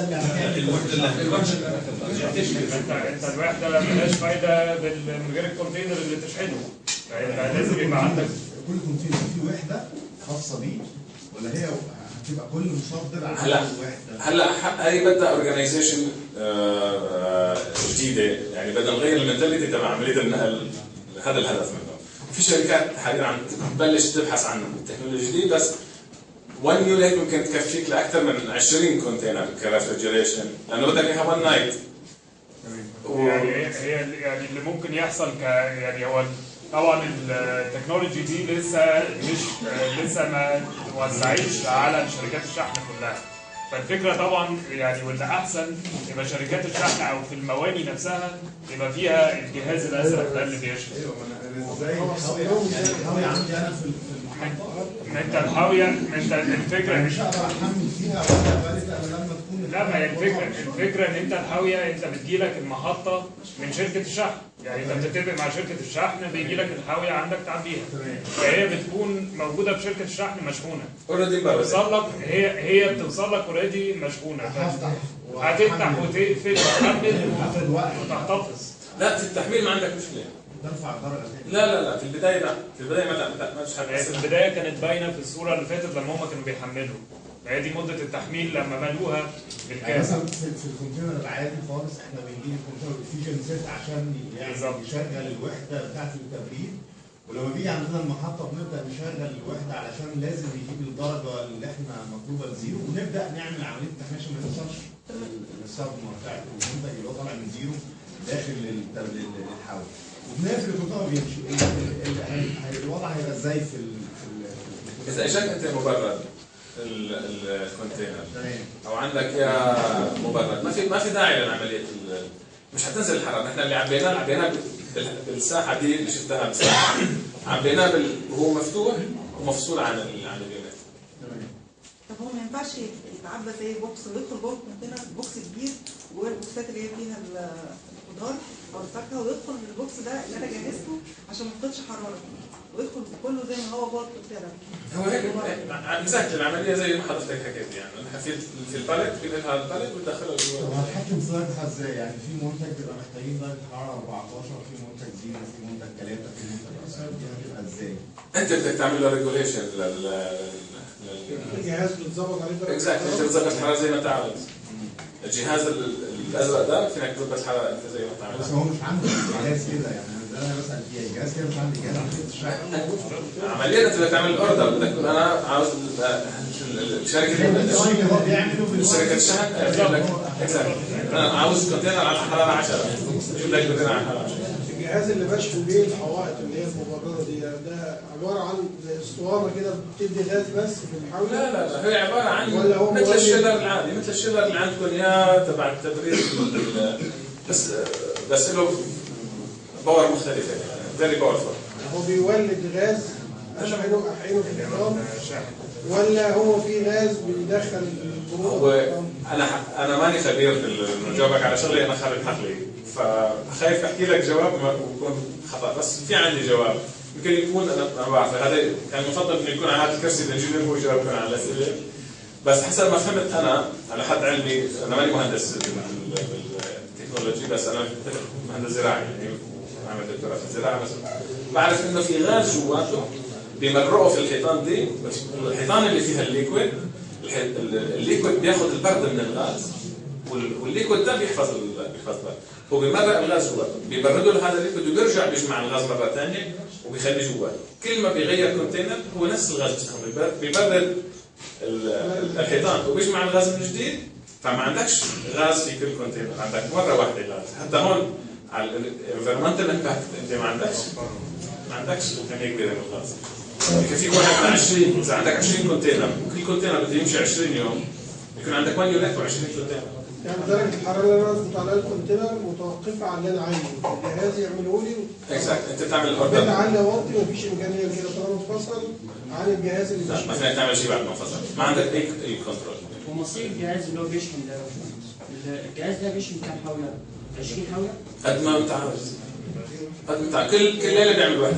هو ما بيشحنش. طب هو بيتشحن ازاي يا باشمهندس؟ كهرباء. هو كده ما بيشحنش. هو كده بيبرد الغاز اللي في الحيطان. بالظبط. ما بيشحنش حاجه، هو الغاز فيها زي الغاز بتاع ثلاجه البيت. الغاز بيخش يبرد ويقوم يتسحب الغاز. خلاص وقفت الحاويه لازم ادخلها على الجهاز، لازم الغاز كده حضرتك اي منتج مش ممكن ابرده تبريد سريع وممكن اوفر عندي الغاز موجود جوه. معلش ما سمعنا. دلوقتي حضرتك بتقول المنتج بيتبرد في الكمبيوتر، دلوقتي انا ببرد المنتج في التبريد السريع وبجهزه وباخد بسحب كهرباء وبسحب تبريد، والناس شغاله بخصوص وتطلع ويستهلك مني مصاريف كتير واعملها كتير. فدلوقتي انا ممكن اعبي المنتج واحطه فيه خلاص وما استخدمش اي تبريد مبدئي. هذا الاوبجيكتيف، هذا الهدف. يعني سلسله التبريد كلها بتلغي؟ هذا بيحاول يغير مش كلها تتلغي يعني بالدرجات يعني. يغير المنتاليتي تبع التيبل. في بعض المحاصيل زي ما الاخ حكى فينا نعمل كده، بس في محاصيل اخرى مستحيل تعمل زي كده. مستحيل، لازم يفوت اوبليجاتوري على الباكينج هاوس. اوكي، بس في المعرف ان في سلسله تبريد مش عليها. هنلغي ايه بقى فيه؟ هنوفر. انت ممكن تبني حاجات على حسب انت عايز تشوفها ازاي. انت في يعني الامكانيه دلوقتي ان الكونتينر ده بيحفظ درجه حراره وبيتشحن. هو اكتر حاجه بتوفرها فعلا هو التوفير في النقل. ده اكتر حاجه بتوفرها. ان انت ده نو لونجر بيتعمل كريفر كونتينر، ده دراي كونتينر، فدي اكتر توفير. الناحيه الثانيه بقى دي لسه عشان طبعا ده تكنولوجي جديده. يعني التوفير عن طريق بس التوفير في سلسله التبريد نفسها. انت ممكن تستغنى بعد كده عن الثلاجات مثلا اللي بنستعملها دلوقتي وتشتغل بالتكنولوجي دي ككونتينر متحرك. فانت ما عنديش ثلاجه، اصبح ان انا ما عنديش ثلاجه في المحطه، بقى عندي حاجه متحركه ممكن استخدمها في كذا حته. وقتها طبعا لو انت كشركه عندك الكونتينر ده بنفسك، ممكن يبقى عندك الجهاز الازرق نفسه يبقى بتاعك انت. وقتها يعني هي ليها استخدامات كتيره طبعا، عشان لسه يا دوبك السنه دي ابتدت الشركات تطلب وتستخدمها. فدي لسه كل الوسائل دي لسه يعني هتبان في السنين اللي جايه. ويعني احنا كنا عايزين ندي فكره عن التكنولوجي دي، عشان ان شاء الله المفروض في الاشهر القادمه دي تبقى موجوده. فطبعا كمصدرين هنا يهمنا ان نعرف التكنولوجي دي موجوده. طبعا احنا هنبقى على تواصل معاكم اول لما تخش في مصر، تبقى موجوده في مصر انهي شركات اللي عندها واللي ممكن تستخدمها ازاي وتوفر ازاي، ونقدم الدراسه بالكامل. يعني كده استاذ احنا هنمشي على السلسله بتاعتنا. اسمها انا هشغل يعني احنا كده هنمشي على سلسله التبريد العاديه، وهنيجي في النقطه دي بس هي التوفير او نقطه ان احنا نستخدم التكنولوجيا الجديده في عمليه النقل والشحن. بالظبط. يعني حاليا في البدايه هي التوفير في حته النقل نفسها. بعد كده في المستقبل هيحصل بقى نحاول نستخدمها بقى ازاي. يعني طالما التكنولوجي نفسها موجوده هيحصل بقى الابتكارات كلها ايا كان في المحطه او غيره ممكن تستخدم. ايه التقنيه اللي بتحافظ لي على ان السائل ده يكون بارد لا من 20 ولا 30 او 40 يوم اللي هياخده؟ يعني ايه التقنيه اللي بتخلي لي السائل ده اي سائل اي ارتفاع في درجه الحراره يقابله بعد كده فقد في درجات الحراره بعد كده؟ هذا سؤال كثير تقني. هي ما بعرف انا، هي شغل الانجينير تبع حافظ لي على الحراره. هذه ما بعرف جاوب عليها انا، قدام المهندس تبع العمليه التقنيه. تفضل. عاليه جدا، توصل ل 98 او 95 ل 98. لا تفضل. بالنسبه للتاثير دوت على الحاجات المنتج اللي بتطلع عندي اكسجين. تعلي لي صوتك شوي. اكسجين منتج بيطلع اكسجين. هذا الاوزون هنحكي عنه دلوقتي. الاوزون. تفضل. طبعا حضرتك قلت ان ممكن الكونتينر ده نستخدمه ان احنا نشحن فيه اكتر من سلعه. مالتيبل يوز. انا دلوقتي عندي مثلا بشحن العنب على 0 وبشحن الرمان على 7. لو خزنت لا لازم يكون على نفس درجه الحراره. لازم يكون في حدود نفس درجه الحراره. طبعا لو المنتجين محتاجين حاجات مختلفه يبقى اذا عندنا مثلا على 4 عندنا كذا منتج فينا نحط على 4 الحراره فينا نغير فيها. دلوقتي عايز اسال بس على حاجه، تاثير التبريد ده على البلتات نفسها، البلت الخشب وعلى مواد التعبئه. على بلت الخشب ما له تاثير غير على الكرتون، لانه نسبه الرطوبه عاليه جدا. فالكرتون مش معالج بالبرافين، بيسحب الرطوبه وبيتكسر بيصير طري يعني. الكريز نفس اللي صار معنا. مش عندنا سؤال ورا الوقت اللي بياخد الجهازات عشان يوصل لدرجه حراره كيلو كام ساعه؟ 24 ساعه. توصل كام نسبه الرطوبه؟ من 93 94 ل 98 حسب المنتج اللي حافظه جوا، وحسب قديش بدي حافظه. اذا معبيه توتال كله نحن بنفضل انه يكون 100% فول كونتينر. اذا قللت اذا عبيته نصه مثلا او عبيت 4 بالت تركته كله فاضي بتخفف من الرطوبه. ما نقدرش نتحكم في حضرتك قلت ان بعد ما بيتشحن يقدر يقعد من 30 ل 40 يوم. ازاي يعني ازاي ابقى عارف هو هيقعد 30 ولا حسب درجه الحراره. احنا 30 40 يوم حسب درجه الحراره اللي انت طلبناها. اذا طلبت صفر درجه الحراره او واحد هيضل ماكسيموم 30 يوم او 35 يوم. بس اذا طلبت 5 او 6 درجه حراره او 7 ممكن يضل حتى اكثر من 40 يوم. طيب هل مثلا لو محتاجه فتره طويله مثلا فوق ال 30 يوم او ايا كان، هل يقدر يتشحن في نص الطريق ولا لا؟ بدك تشوف انت نعمل دراسه اقتصاديه عشان الكوست، انه اذا بدي اشحن معه اليونت رجعنا للتقنيه القديمه كانه ما عملنا شيء. يعني انا قصدي بس ان لو في وقت لقينا انه لازم اذا درجه الحراره لسبب ما حد فتحها مثلا في المينا ونسى الكونتينر مفتوح، يعني الحاجات اللي بنشوفها في مصر، فلو حصل حاجه زي كده نقدر نشحنه تاني ونكمل بيه ولا ما عندك يونت؟ دي تخلق مشكله فعلا. هو يعني بيتكلم على هنا يعني في قصص بنسمعها في الجمارك وبتحصل ان الكونتينر ممكن يوصل الراجل يفتحه عشان يعمل فحص او غيره ويسيبه وينساه. فدي طبعا يعني دي بتسبب مشاكل ايا كان، مشاكل في حاجه زي البي ار اس دي او في الكونتينرات العاديه برضه. في كلا الحالتين تسبب مشكله كبيره. بس طبعا الكونتينرات العاديه عشان متصله بالكهرباء ممكن يعني تعالج الموضوع ده. بس هنا طبعا اسمح لي بس اضيف شغله عليه. هلا المشروع اللي عم نشتغل عليه حاليا مع البي ار اس وفي شركه انفورماتيك مع شركه الكترونيك عم تعمل تضيف على اليونت تبع الباسيف ريفريجريشن كونتينر، عم يضيفوا عليه كنترول يونت. كنترول يونت مو انه عشان تعمل كنترول للحراره ولا الرطوبه، السؤال اللي حضرتك تسال عنه، ما فينا نتحكم بالرطوبه.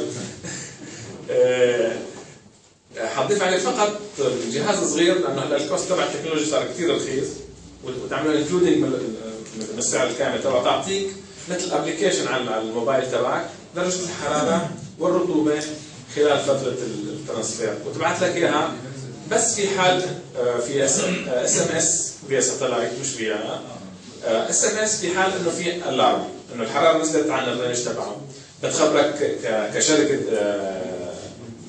مصدر زي الار اف اللي عاملاه سنستريك اي حاجه زي دي، انه تعطيك انه عندي مشكله. لذلك انت بتقرر شو بدك تعمل. يعني ما بعرف شو ممكن انه بعتوا انتم للصين تبيعوا في دبي، تبيعوا في الهند، بس المهم ما تخسرش البرودكت بحالي، وخصوصا في الهاي في فيري اكسبنسيف برودكت مثل الكريز اللي وصل 50,000 يورو الكونتينر او الكاردونشيلو او حاجه زي دي. عندك سؤال ورا هناك؟ تفضل. مع سماكه الجدار الكونتينر لسه برضه بيشيل 20 بلتر نفس المساحه الداخليه. المساحه الداخليه هو بياخذ 10 سم بظن. انا هذه المعلومات عم تسالوني بشغلات كثير تقنيه بس بظن حتى عملوه انه بحيث انه ما ينزلوا اي شيء، بغيروا بس السايز نفسه تبعه.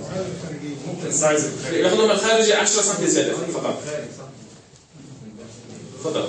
انا عندي منتج دلوقتي مثلا درجه حرارته 25 درجه وعايز احفظه على 5، فهل لما اطلب من الكونتينر ده الدرجه بتاعته ماينس 15 عشان لما ال 20 درجه اللي هيحطوهم ينزلوا هيقعد جوه الكونتينر؟ يعني انا عندي درجه 25 درجه وعايز احفظه على 5، انا لو جبت الكونتينر 5 المنتج هيفتكر. لان عنده نوعين من الكونتينرز حسب المطلب، يعني في انواع مختلفه من الكونتينر مش كلهم من نفس بعض. يعني اذا هو الكونتينر مخصص انه يعمل بري كولينج ما بعرف شو بيعمل جواته، بس في له تكنولوجيا اخرى يعني، ولذلك هو الكوست تبعه مختلف. اللي بيعمل بري كولينج فيه مور ليكويد ما بعرفش، فيه بيور ما بعرفش شو بيعمل فيه، بس الكونتينر اللي بيعمل بري كولينج هو مختلف عن الكونتينر تبع كولينج. هو نفسه اللي اقدر اشحن، بس هو يعني هي ترجع لاستخدامك انت كمصدر. انا دلوقتي هل انا في المحطه عندي ثلاجه مثلا وعندي مخزن الحاجه وبعدين بطلب الكونتينر وبدخله، في الحاله دي انت مش محتاج بري كولينج في الكونتينر، ان المنتج نفسه اوريدي واصل لدرجه الحراره اللي انت محتاجها. في نفس الوقت يعني والنقطه اللي الدكتور سائل اثرها وبيتهيألي دي برضه محتاجه تتوضح، هل ايه هي اهميه التبريد السريع؟ احنا كلنا طبعا هنا مدرسه واحده شايفين يعني العنب وغيره بيحتاج تبريد سريع، واحنا يعني مفهومنا ان التبريد السريع ده بيقلل من الفطريات التانيه وغيره، ولذلك بنحتاج الخطوه دي قبل ما نبتدي نبرد. انت قلت حاجه ودي بتهيألي حاجه مهمه من الساينتفك من الناحيه العلميه، ان التبريد السريع مش هو ده الحل. يعني ممكن التبريد السريع في كثير من الحالات خصوصي بالباسيف ريفريجريشن انه جربناها تماما، انه التبريد البطيء عم يساعد في حفظ الكواليتي تبعنا، انه ما بيعملوش شوك، الشوك سواء حراري باتجاه البوزيتيف او النيجاتيف دائما شوك حراري. بس التبريد السريع اذا حبينا ناخذ تبريد سريع احنا عملوه بناء على رغبه المستهلك، يعني احنا بدنا نعمل بضاعه ترضي المستهلك، حابب تبريد سريع انا حامل لك تبريد سريع. هو مثلا التجارب اللي حصلت اللي هو العنب لما حطيتوه في المبرد وكده كان درجه حرارته الطبيعيه بتاعت اللي عملناه احنا كان طلع من المخزن. طلع من المخزن. يعني مثلا انه كثير محاصيل فقط كميه قليله جدا من المحاصيل اللي بدك تاخذها من الحقل، يعني احنا عم نروح على الاكستريميتي، بينما اغلب المحاصيل مثل ما الاخ حسين حكى انه كلها بتروح على المخزن، 90% بتروح على المخزن، يعني في 1% اللي هي اللي عايزين فكره عن الاسعار بقى، الكام اللي بيشحن الكونتينر الساعه من الساعات المختلفه، هذه اسعار مش عاديه. يعني طبعا الفكره كانت الاسعار دي حاجه مهمه وان احنا نعرضها، للاسف في الوقت الحالي هو زي ما احنا قلنا هو مجرد تكنولوجي وابتدى يتطبق. ف يعني في الاماكن اللي هو طبق فيها ايا كان روسيا او غيره لقوا ان يعني كسعر للوحده نفسها السعر بيبقى بيوفر عن سعر الكونتينر الطبيعي. هيوفر قد ايه هنا في مصر؟ دي ترجع برضه لوسيله دخوله في مصر. اولا يعني ودي احنا بنشتغل فيها في الفتره الجايه، هل الكونتينر ده هيخش عن طريق شركه شحن او لا، وشركه الشحن هي اللي برضه ليها نسبه عايزاها من العميل او غيره، هي اللي بتثبت نسبتها، هل هيبقى في جمارك على حاجه زي دي او لا او غيره. كل الحاجات دي بتاثر في السعر. يعني مش بس انت عايز يعني بالظبط زي المنظومه او شركه كبيره تتولى الموضوع ده، يعني مش ما لهاش علاقه، هي بالنسبه كفكره للمزارعين او للشركات الزراعيه ماشي كفكره انها تمشي، اما يعني عايزين بس شركات يعني تنشا وده ان شاء الله اللي بيحصل. هو الغرض اساسا ان احنا نعرض التكنولوجي دي ونقول ان هي تبقى موجوده، وان شاء الله هنعمل بيها، يعني هتبقى موجوده اولا نعمل بيها تجارب، فالتجارب دي ما بيكونش فيه داخل شركات او غيره، وهي تجربه ونشوف هتمشي ازاي، بالذات زي ما الدكتور سيد كان بيتكلم على التيم من مرسى مطروح. بعد كده عشان تبقى موجوده في السوق نفسه ده ان شاء الله هيبقى في عده لقاءات مع يعني شركات معينه، دي الشركه قايمه بيها مع شركات معينه عشان تبقى متوفره عن في خطوط الشحن نفسها اللي احنا بنشتغل. بيتم تصنيعها في الصين برضه؟ لا حاليا لحد اليوم ده عم يصنعوا في سويسرا.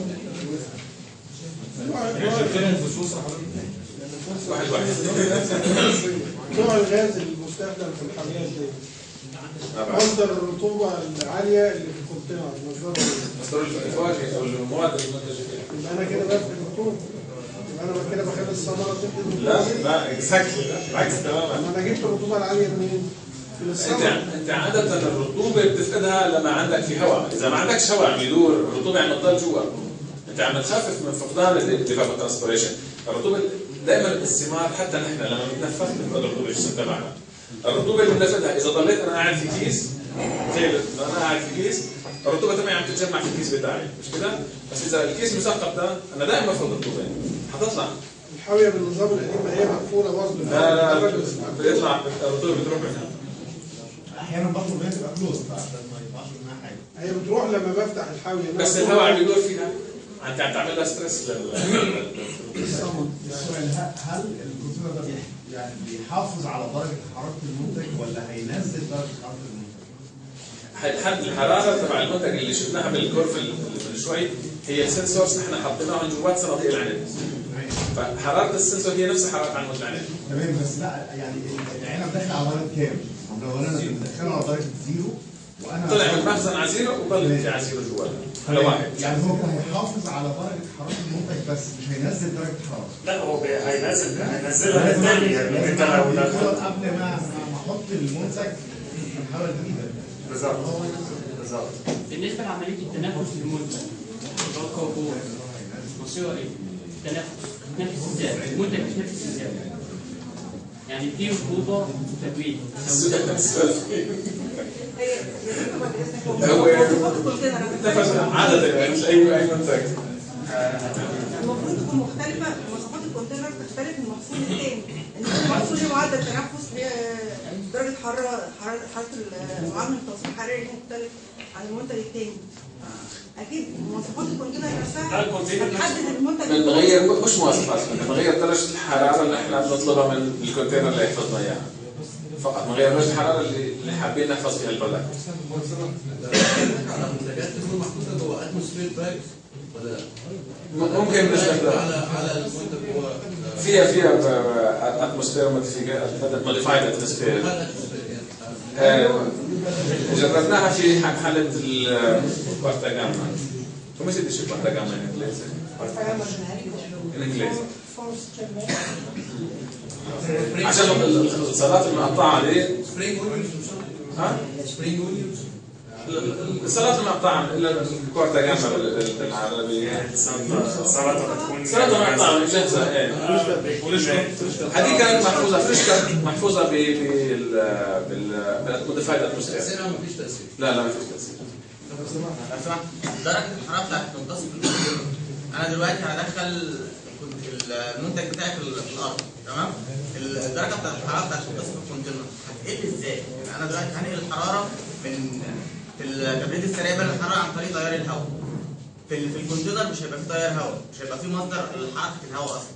أنا هنقل الحرارة إزاي لمنتصف الكونتينر؟ هتنتقل، هنشوفها كده في اكزامبل إذا حبيت تشوف بنيان التجربة اللي عملناها في ماروكو. شوفوا التجربة دي بتاعت ماروكو؟ انا كنت بعت جزء منها بس لو عايز نعرضها برضه اكيد الناس مش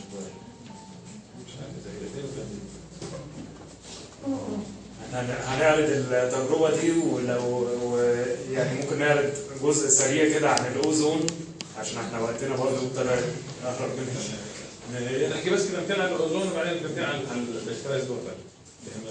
لان عنده ووتر. هاي تجربه انعملت قبل التجربه دي تبع مصر، انعملت في تفضل. حضرتك بالعنب او كده بنستخدم ورق ثاني اكسيد الكبريت وبينتج ثاني اكسيد الكبريت للتعقيم والفطريات والبكتيريا والحاجات دي. هل له تاثير على الورق ثاني اكسيد الكبريت؟ عملناها تجربه بتلاقي بالبوليا وين احنا عايشين في باري، هي اكبر منطقه منتجه للعنب في اوروبا، يعني رقم واحد. كل التكنولوجيا حتى باستخدام انواع مختلفه من عمليات التعبئه، حتى بدون الاس او 2 جنريتور السلفر بدونها معها او باستخدام اكياس. هلا في اكياس بتنتج الاس او 2 كيس هو ترانسبيرنت بس بينتج الاس او 2 بتنتجه كغاز. واستخدمنا انواع من الاكياس ميكرو بورد وماكرو بورد، يعني فيها مثقبه بشكل ميكرو ومثقبه بشكل ماكرو. وشفنا مين هو، لانه النقطه لما عم نستخدمها نحن كلنا بنحكي عشان الاوزون، نحن اللي عم نستخدمها لانه عشان نشوف تاثير الاوزون بالكومبينيشن ومين هو احسن باكينج ممكن يساعده. ما في اي مشكله مع الاسود، بس نحن كنا حابين نلغي الاسود. الهدف انه الغاء الاسود لانه في طلب كثير من الكونسيومر ما بفهمش الاسود. هي تجربه حنحكي عنها بشكل كثير مختصر. عملت في المغرب. ما في واضح بس بشكل بس الصور لكان. هي الجامعه بالحقل. مين الاخ اللي سالني عن الجامعه بالحقل؟ ايوه. هي التجربه جمعوا حتى الحراره الخارجيه كانت 32 درجه وين كان جمع المحصول كان عباره عن البصل الاخضر، وتم حفظه مباشره. شايفين الحساس تبع الحراره حاطه جوات البصل، الحراره الداخليه بنسالنا على حراره البرودكت انترنال برودكت 27 وتم الحفظ دايركتلي بالكونتينر في الحقل، وهذه راحت على هولندا. الكونتينر تم تعبئته والحراره اللي كانت الخارجيه في الحقل كانت عباره عن دايركتلي لما سكروا الكونتينر وصلت الحراره ل 10 درجات. لما سحبوه بعد زمن قليل من الكونتينر نزلت الحراره مباشره ل 16 شايفون 13 الحراره اللي طلعها من جوا وغسل الحراره مره ثانيه. هي عمليه الغسيل مره اخرى اذا حبينا نرجع نشحنه.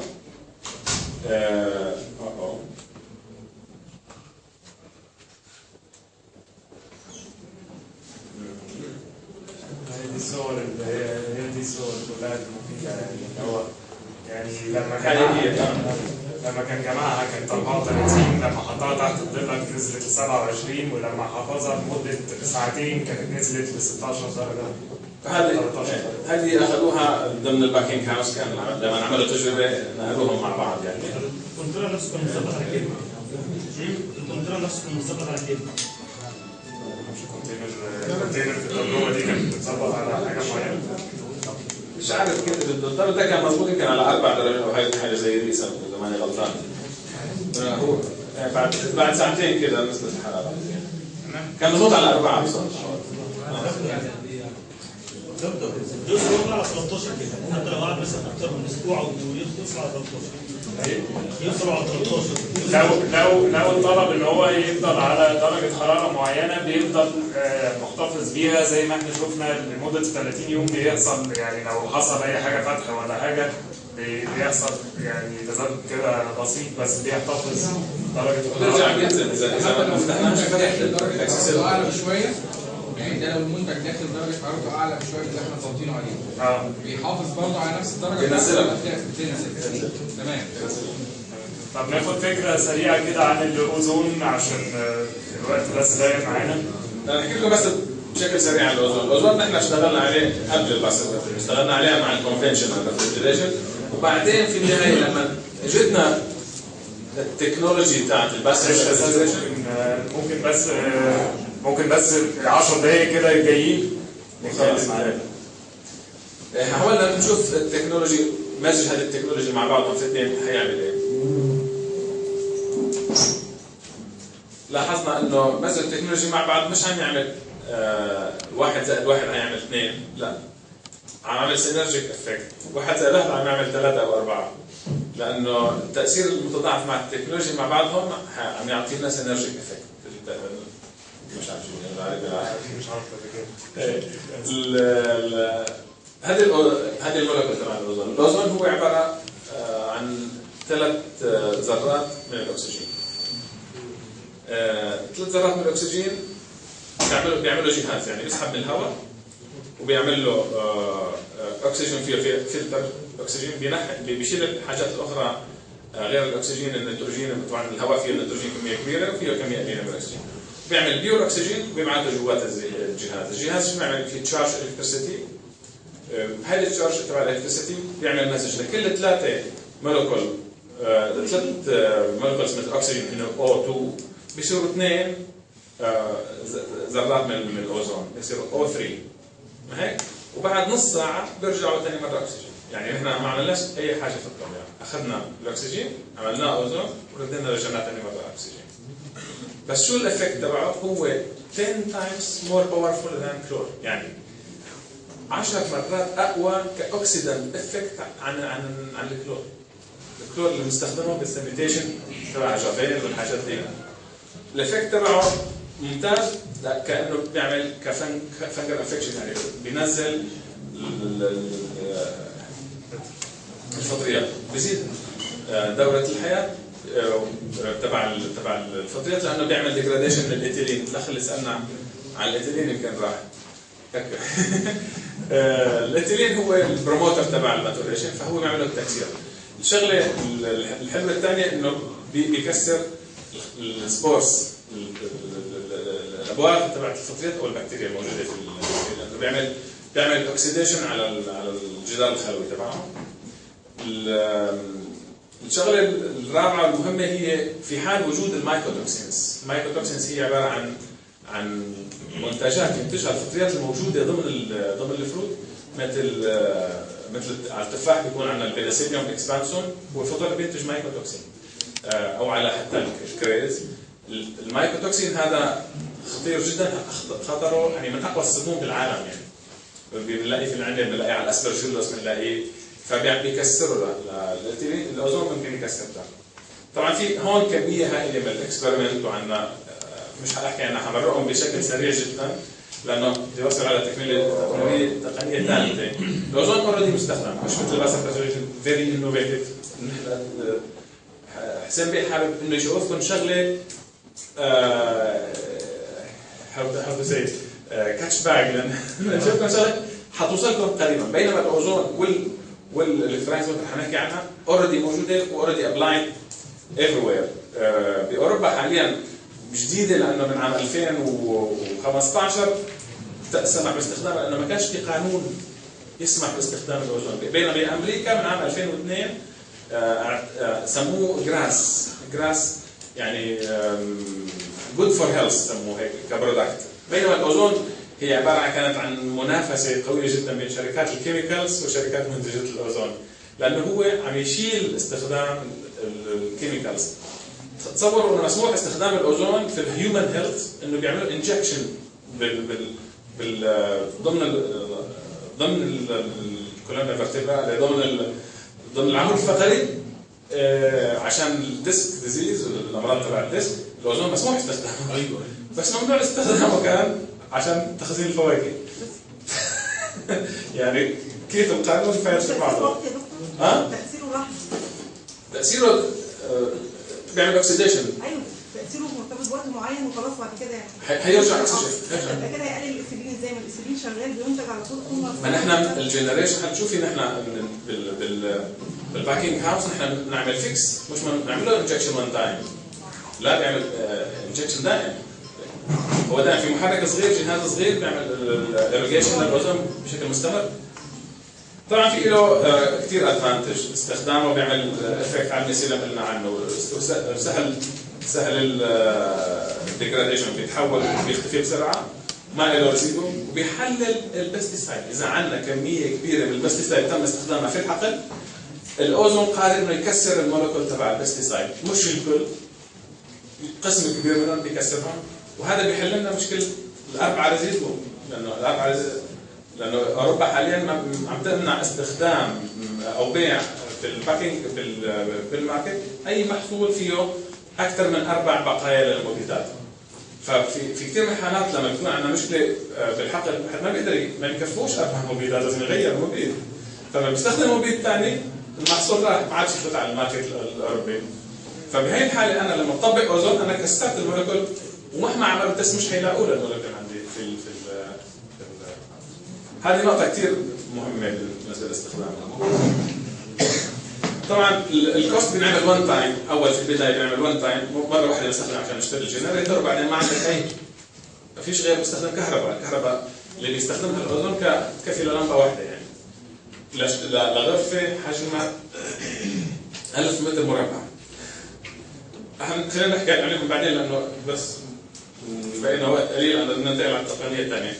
معلش ولو خلينا اسرع شوي. انا بتكلم في النقطه اللي حضرتك قلت عليها، اللي هو يقدر يكسر بواقي المبيدات. بره اعتقد ان هو بس السيرفيس مش السيستميك بيستيسايد. انتبه. اوكي، ما انا بره اشتغلوا على اللي هي زي الجرجير، زي الخاص اللي هي العريضه، انما لما جينا نجربه هنا في مصر على منتج احنا شغالين عليه في الشركه عندنا، الزيتون، ما جابش نتائج الزيتون. ما جابش، لا بواقي المبيدات. بواقي المبيدات على الزيتون ما فيش بواقي مبيدات سيرفيس، كلها سيستميك. انا انتبه انه حكيت انه بس على السيستم. اوكي، ما انا فاهم، بس هو ما جابش على السيستم. يعني ما بيجيبش على السيستم، بيجيبش بس على الكونتاكت بيستيسايد. السيستميك هو الاوزون ما بيدخلش لجوا. اذا ما بيدخلش لجوا مش هيقدر يعمل ديجراديشن. يعني هو قصد حضرتك ان هو هو عشان كده هو بيشتغل على المبيدات الموجوده على السطح السطح. انما جوه لا. الانسجه ما بيشتغلش على الانسجه. لا سطح وبتعمل ابلكيشن على السيرفس مستحيل يفوت جوا. هذه تجربه عملناها نحن، عملنا كومبينيشن بين تكنولوجي على درجه حراره واحده واستخدمنا اوزون واستخدمناش اوزون. طبعا هذا الكونتينر هذا باسيف ريفريجريشن كونتينر شايفينه هون على الشمال، انا مقسمه حاطط فيه 4 الاشاره دي زائد دي 4 غرف حاططهم جواته، وكل غرفه حاطط فيها ديفرنت كونسنتريشن. في اخ سالني هون على كيف عملتوا، ما هي الكونسنتريشن المناسبه، او الاخت سالتنا على ما هي او التركيز المناسب تبع الاوزون. هون عملنا هذه بالمخبر عندي كيف نعمل الست تبع التكنولوجيا، كيف نضبط اي درجه الحراره واي هو الكونسنتريشن تبع الاوزون المناسب لكل محصول. فهذا كان عملنا اخترعنا هذا الاكسبيرمنتال بروتوتايب عشان نعمل الاكسبيرمنت.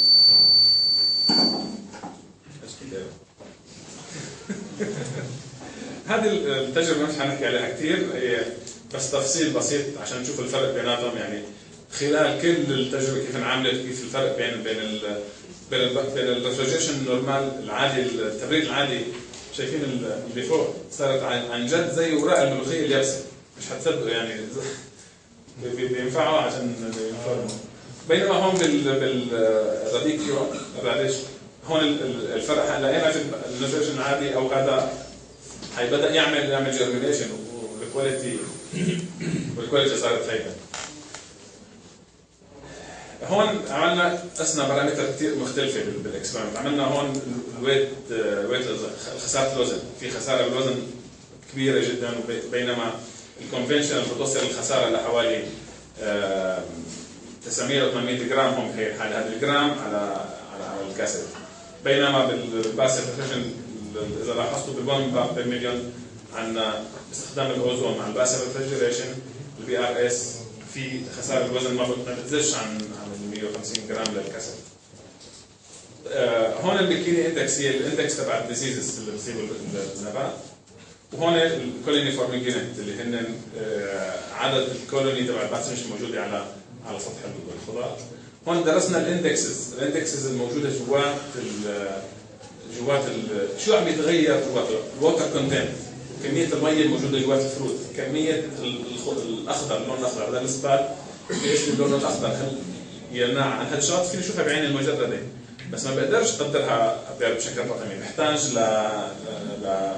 الاندكسز هذا جهاز مستخدمنا السبكتروفيتوميتر اللي بيقيس لنا فيه وقسنا اللون الاصفر وقسنا الووتر كونتنت. بالنهايه هذه الكونكلوجن بتدل على انه استخدام التكنولوجيا اثنيناتها مع بعض مثل ما قلنا يعمل جينيرجيك افكت، يعني افكت. الاخر 5 دقائق بالبرزنتيشن حنحكي لكم على تقنيه مستخدمه كمان هذه حاليا في اوروبا، هي الالكترولايزد ووتر. الالكترولايزد ووتر هي تستخدم التكنولوجيا تبع الالكتروليزيس. الالكتروليزيس هي عباره عن 2 الكترودز، ما بعرف شو اسمه بالعربي، اقطاب، 2 اقطاب وبيمر فيهم تيار كهربائي. بالنص بيناتهم فيها ميه، الميه نحن نحط فيها ملح سالت، بس مش الملح تبع الطعام الصوديوم كلورايد، عم نستخدم البوتاسيوم كلورايد. الصوديوم توكسيك للنباتات بينما البوتاسيوم هو عباره عن سائل. فلما انا حطيت البوتاسيوم كلورايد بين هذول القطبين ومرقت تيار كهربائي حيقسم لي اياه، حيروح عندي البوتاسيوم لوحده اللي هو سماد، حيروح عندي الكلور لوحده، عم يصير عندي اكتف كلور بالنهايه. حيصير عندي اكتف كلور ضمن الميه، حيصير عندي مثل كانه عندي ماء جارد بس عم بعمله اون سايت، عم بنتجه في عندي اذا عندي الجهاز ده، هذا الجهاز ده اذا حطيت فيه انا 1.5 كيلو من الملح، حطيت له ميه وكهرباء، بعد ساعتين حيعطيني 100 لتر من الالكترولايزد ووتر اللي هو فيه 4000 بارت بير مليون من اكتف كلور. 4000 بارت بير مليون هو من اكتف كلورين، يعني هذه كميه كثير كبيره من الكلور. فيني اعمل لها ديليوشن، بعمل لها تمديد حتى يعمل لي 1 كيوبيك متر من ميه فيها الكلور اللي بتعمل لي سانيتيشن لاي حاجه. فيني اعملها ابلكيشن في الحقل، الرش النباتات محل البستيسايد، محل صار اي مبيد فطري كونتاكت، اي مبيد كونتاكت فطري فينا نستخدم الالكترولايزد ووتر محله.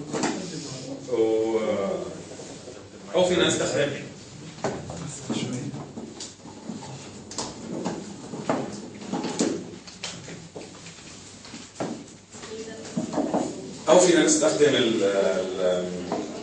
بالبوست هارفست.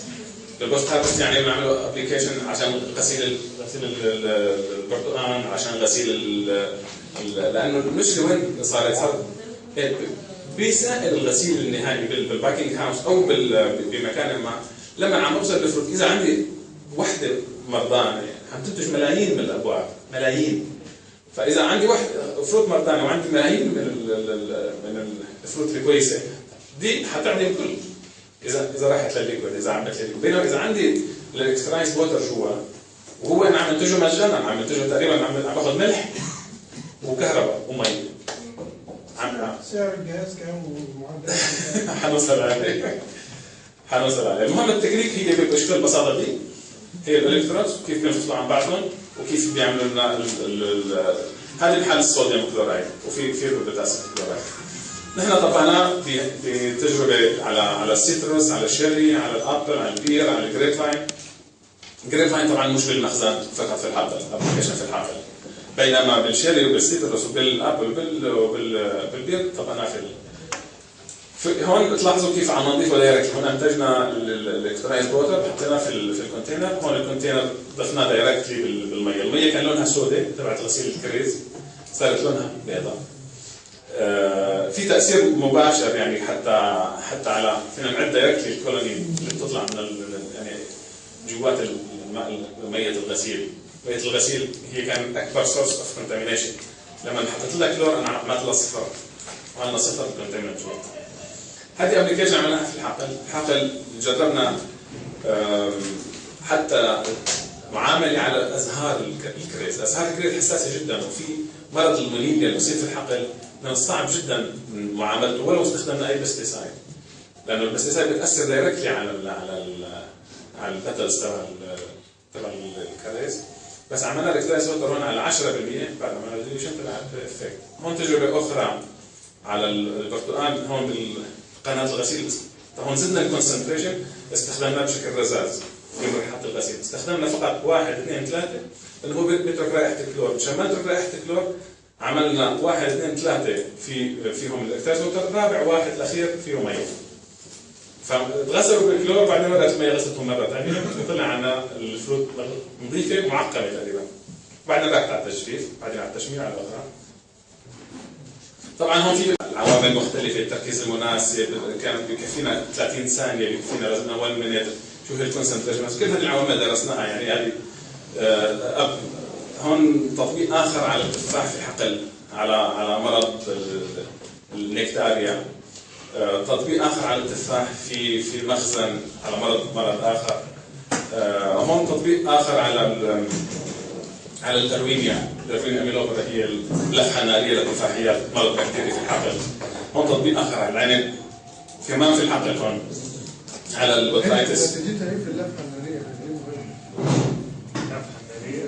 اللفحه الناريه على نتيجه المعامله. نحن استخدمنا اللفحه الناريه محل، شايف هون 300%، شايف الجراف، محل استخدام مقارنه مع البيون هو المبيد الوحيد اللي بيستخدموه على اللفحه الناريه، وطلعت صفر الافكت تبعه، نمبر اوف شوتس. لما انتقلنا على اضراره على البيئه، هون عملنا التيست هذا سيرتيفايد تيست، اضراره على النحل، واضراره الاخرى على المورتاليتي والتوكسيك اورال المورتاليتي عنده اضرار قليله جدا. انا كده اذا بضل بحكي لكم بدي احكي لكم يومين كمان، بس كفايه كده. سعر الجهاز، ثمن الجهاز ما بحدده، انا بحدده حسب اليوز. حسب اليوزر. كل دوله بتعمل اجريمنت مع الشركه المنتجه، فهذا بحددكم اياه الشركه المنتجه لما بتجي بتجيبكم جهاز. انا ما بقدر. نحن حنجيب جهاز هنا. الصبح لسه حكينا في السياره، لسه حكينا في السياره واحنا جايين هنا. ان شاء الله يعني ان شاء الله الثلاثه تكنولوجيز اللي احنا سمعنا عنهم النهارده، البي ار اس التبريد السريع، الالكترولايز ووتر اللي احنا لسه سامعين عنه، والاوزون. دي يعني 3 حاجات احنا يعني غرض النهارده ان احنا كنا نعرضهم ونعرف المخاطرين عن الحاجات الجديده اللي موجوده في او هتبقى موجوده في وقت قريب ان شاء الله، واللي يعني هتوفر وهتخلينا يعني نوصل لاسواق جديده ونحتفظ بالجوده. واحب اشكر الدكتور ساجد يعني العرض الثلاثه تكنولوجيز دولت، وان شاء الله يعني الثلاثه دولت هيبقوا موجودين في مصر قريب. يعني بنتكلم ان احنا يعني يكون موجود الجهاز بتاع الالكترولايز ووتر واستخدامه، ونعمل برضه يعني احنا الغرض هو ان احنا ان شاء الله يبقى موجود نعمل فيه تجارب اولا ونثبت نجاحه زي ما هو مظبوط غير كده، وان شاء الله يبقى موجود بعد كده في الاستخدام هنا في مصر. عايزه اسال بصراحه يعني دلوقتي حضرتك قلت ان احنا هنستعمل تكنيك الاوزون مع هنستخدم تكنيك الاوزون مع الطريقه بتاعه عمليه التبريد في البدايه. اللي عرفته ان الاوزون هنا هينتج مايكرو اورجانيزم نتيجه ان الرطوبه هتكون عاليه، حضرتك قلت الرطوبه توصل 93%. طب دلوقتي لو اتمنع استخدام الاوزون الطريقه دي مش هتكون فعاله، لان الرطوبه العاليه دي هتساعد على نمو مايكرو اورجانيزم اعلى بشكل اعلى، وفي نفس الوقت بتاثر على البريتات الموجوده عندنا بعمليه تشرب اعلى. وعايز اعرف كمان الفرق ما بين عمليه التبريد السريع والبطيء. انا اعرف ان السريع افضل، حضرتك قلت لا البطيء افضل نتيجه لانتاج انزيمات. انا عايز اعرف من الناحيه العلميه او التفسير العلمي لوجود الانزيمات دي هتفيدنا في ايه في عمليه التبريد؟ سلم على الكلمه برايفت كويشن زي ما عندك معايا. اوكي هجاوبك عليهم واحده واحده. انا حابب اتشكركم الكل للاسئله الحلوه اللي سالتونا اياها، لانه عن جد البرزنتيشن ولو ما كان فيها اسئله ما لهاش اي قيمه. هذا مبسوط لانه في انترست كان من طرفكم، وانا مبسوط كثير لانه الرداوي بتشكر مره ثانيه، هيا بتشكر حضوركم، شكرا كثير لكم.